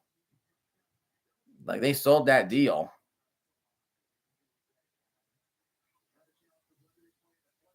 Why are you going? Why is Arizona State going for it? Oh, well, I mean, it makes sense. I mean, you kind of drive down the field. You can't really, yeah. But again, it doesn't matter. It's 2 minutes, 21 seconds. You're not, that's going to be game right there.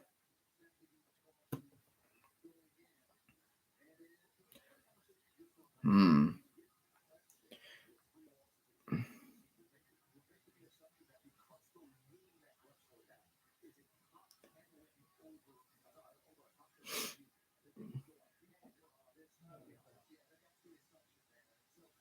But yeah, I just want this game to freaking end.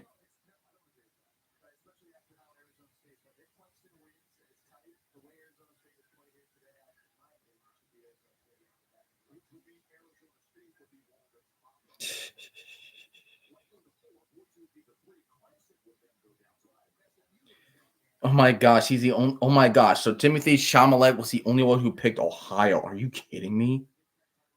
This guy really knows his ball. Wait, what?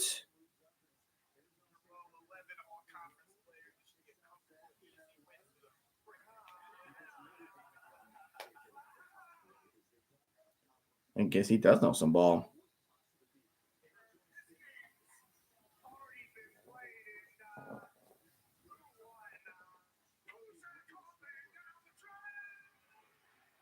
Oh no, Pat McAfee's doing what he did last year.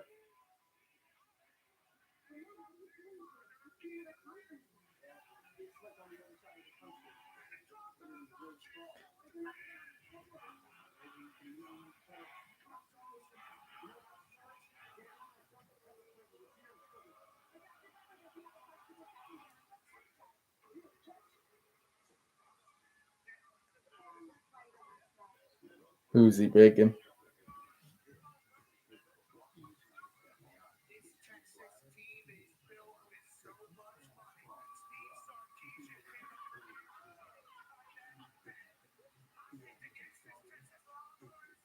What is he picking?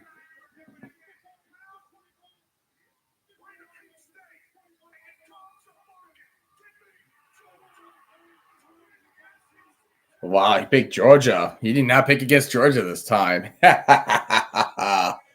Amazing.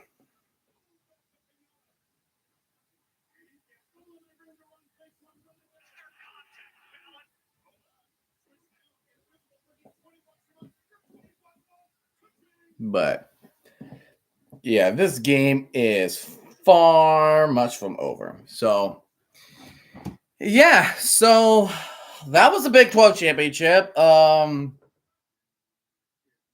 those turnovers happened. Those turnovers pretty much what costed Iowa State the game. They did not stop Cam Scatterbone on those those three big runs, and Arizona State managed to score points off those three straight turnovers that Iowa State committed. That's how Arizona State managed to beat the holy hell out of Iowa State. So right now, so obviously I'll be back streaming again tonight. I am going to be calling two games for the price of one. The ACC championship game, and of course, the Big Ten championship game. So that is what we have today. That's what we have coming in tonight. So right now, I'm just waiting until it's official. Then I'm gonna have my voice rest up for a little bit before we start this whatever stream I am going to do tonight. This is probably that tonight's stream is probably going to be the hardest I'm going to try to commentate on because these are two championship games.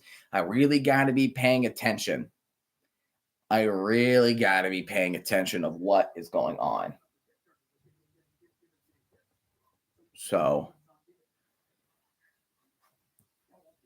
there may be some chaos brewing. Give me a crock pot, and we're gonna have it cooking up for the night.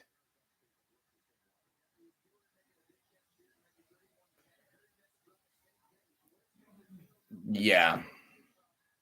And those touchdown passes, like the defense showed up when it mattered. They showed up when it mattered.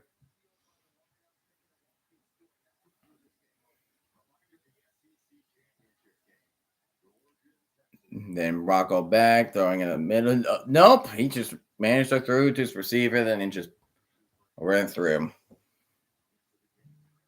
And there is Trevor Etienne getting ready. The SEC Championship game will start in about 30 minutes, or more like 45 minutes.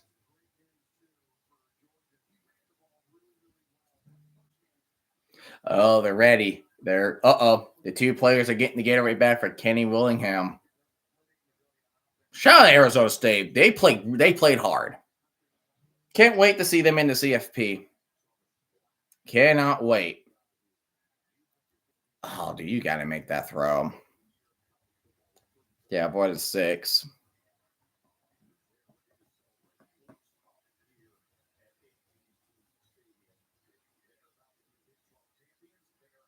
And they're celebrating on the sideline.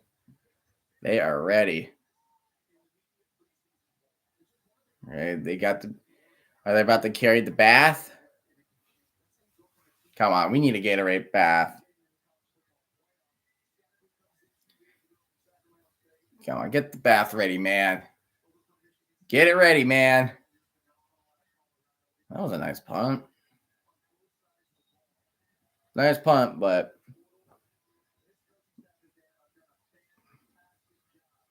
and now Arizona State, they got to keep that gravy train rolling.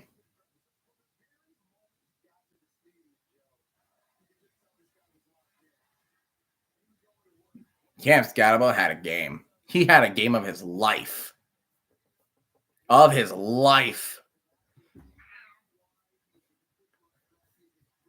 many rushing yards did he had today? He ran 170 yards and 2 TDs, and he caught one for a touchdown. And now they're taking a knee, and that will do it. That's going to do it, ladies and gentlemen. The Big 12 championship game is in the books.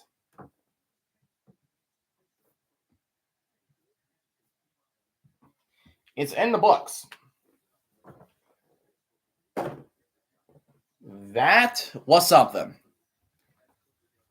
An anticipated matchup fighting for the final CFP spot, the 5th spot, and Arizona State does it. And now they have to wait to see if it's possible for Arizona State to get a bye. Again, if you let that happen, if Clemson wins. Oh, here we go. Here we go with the bath. Got to be careful.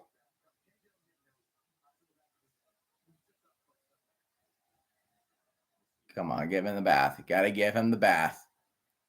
And here's one more knee. And it's official.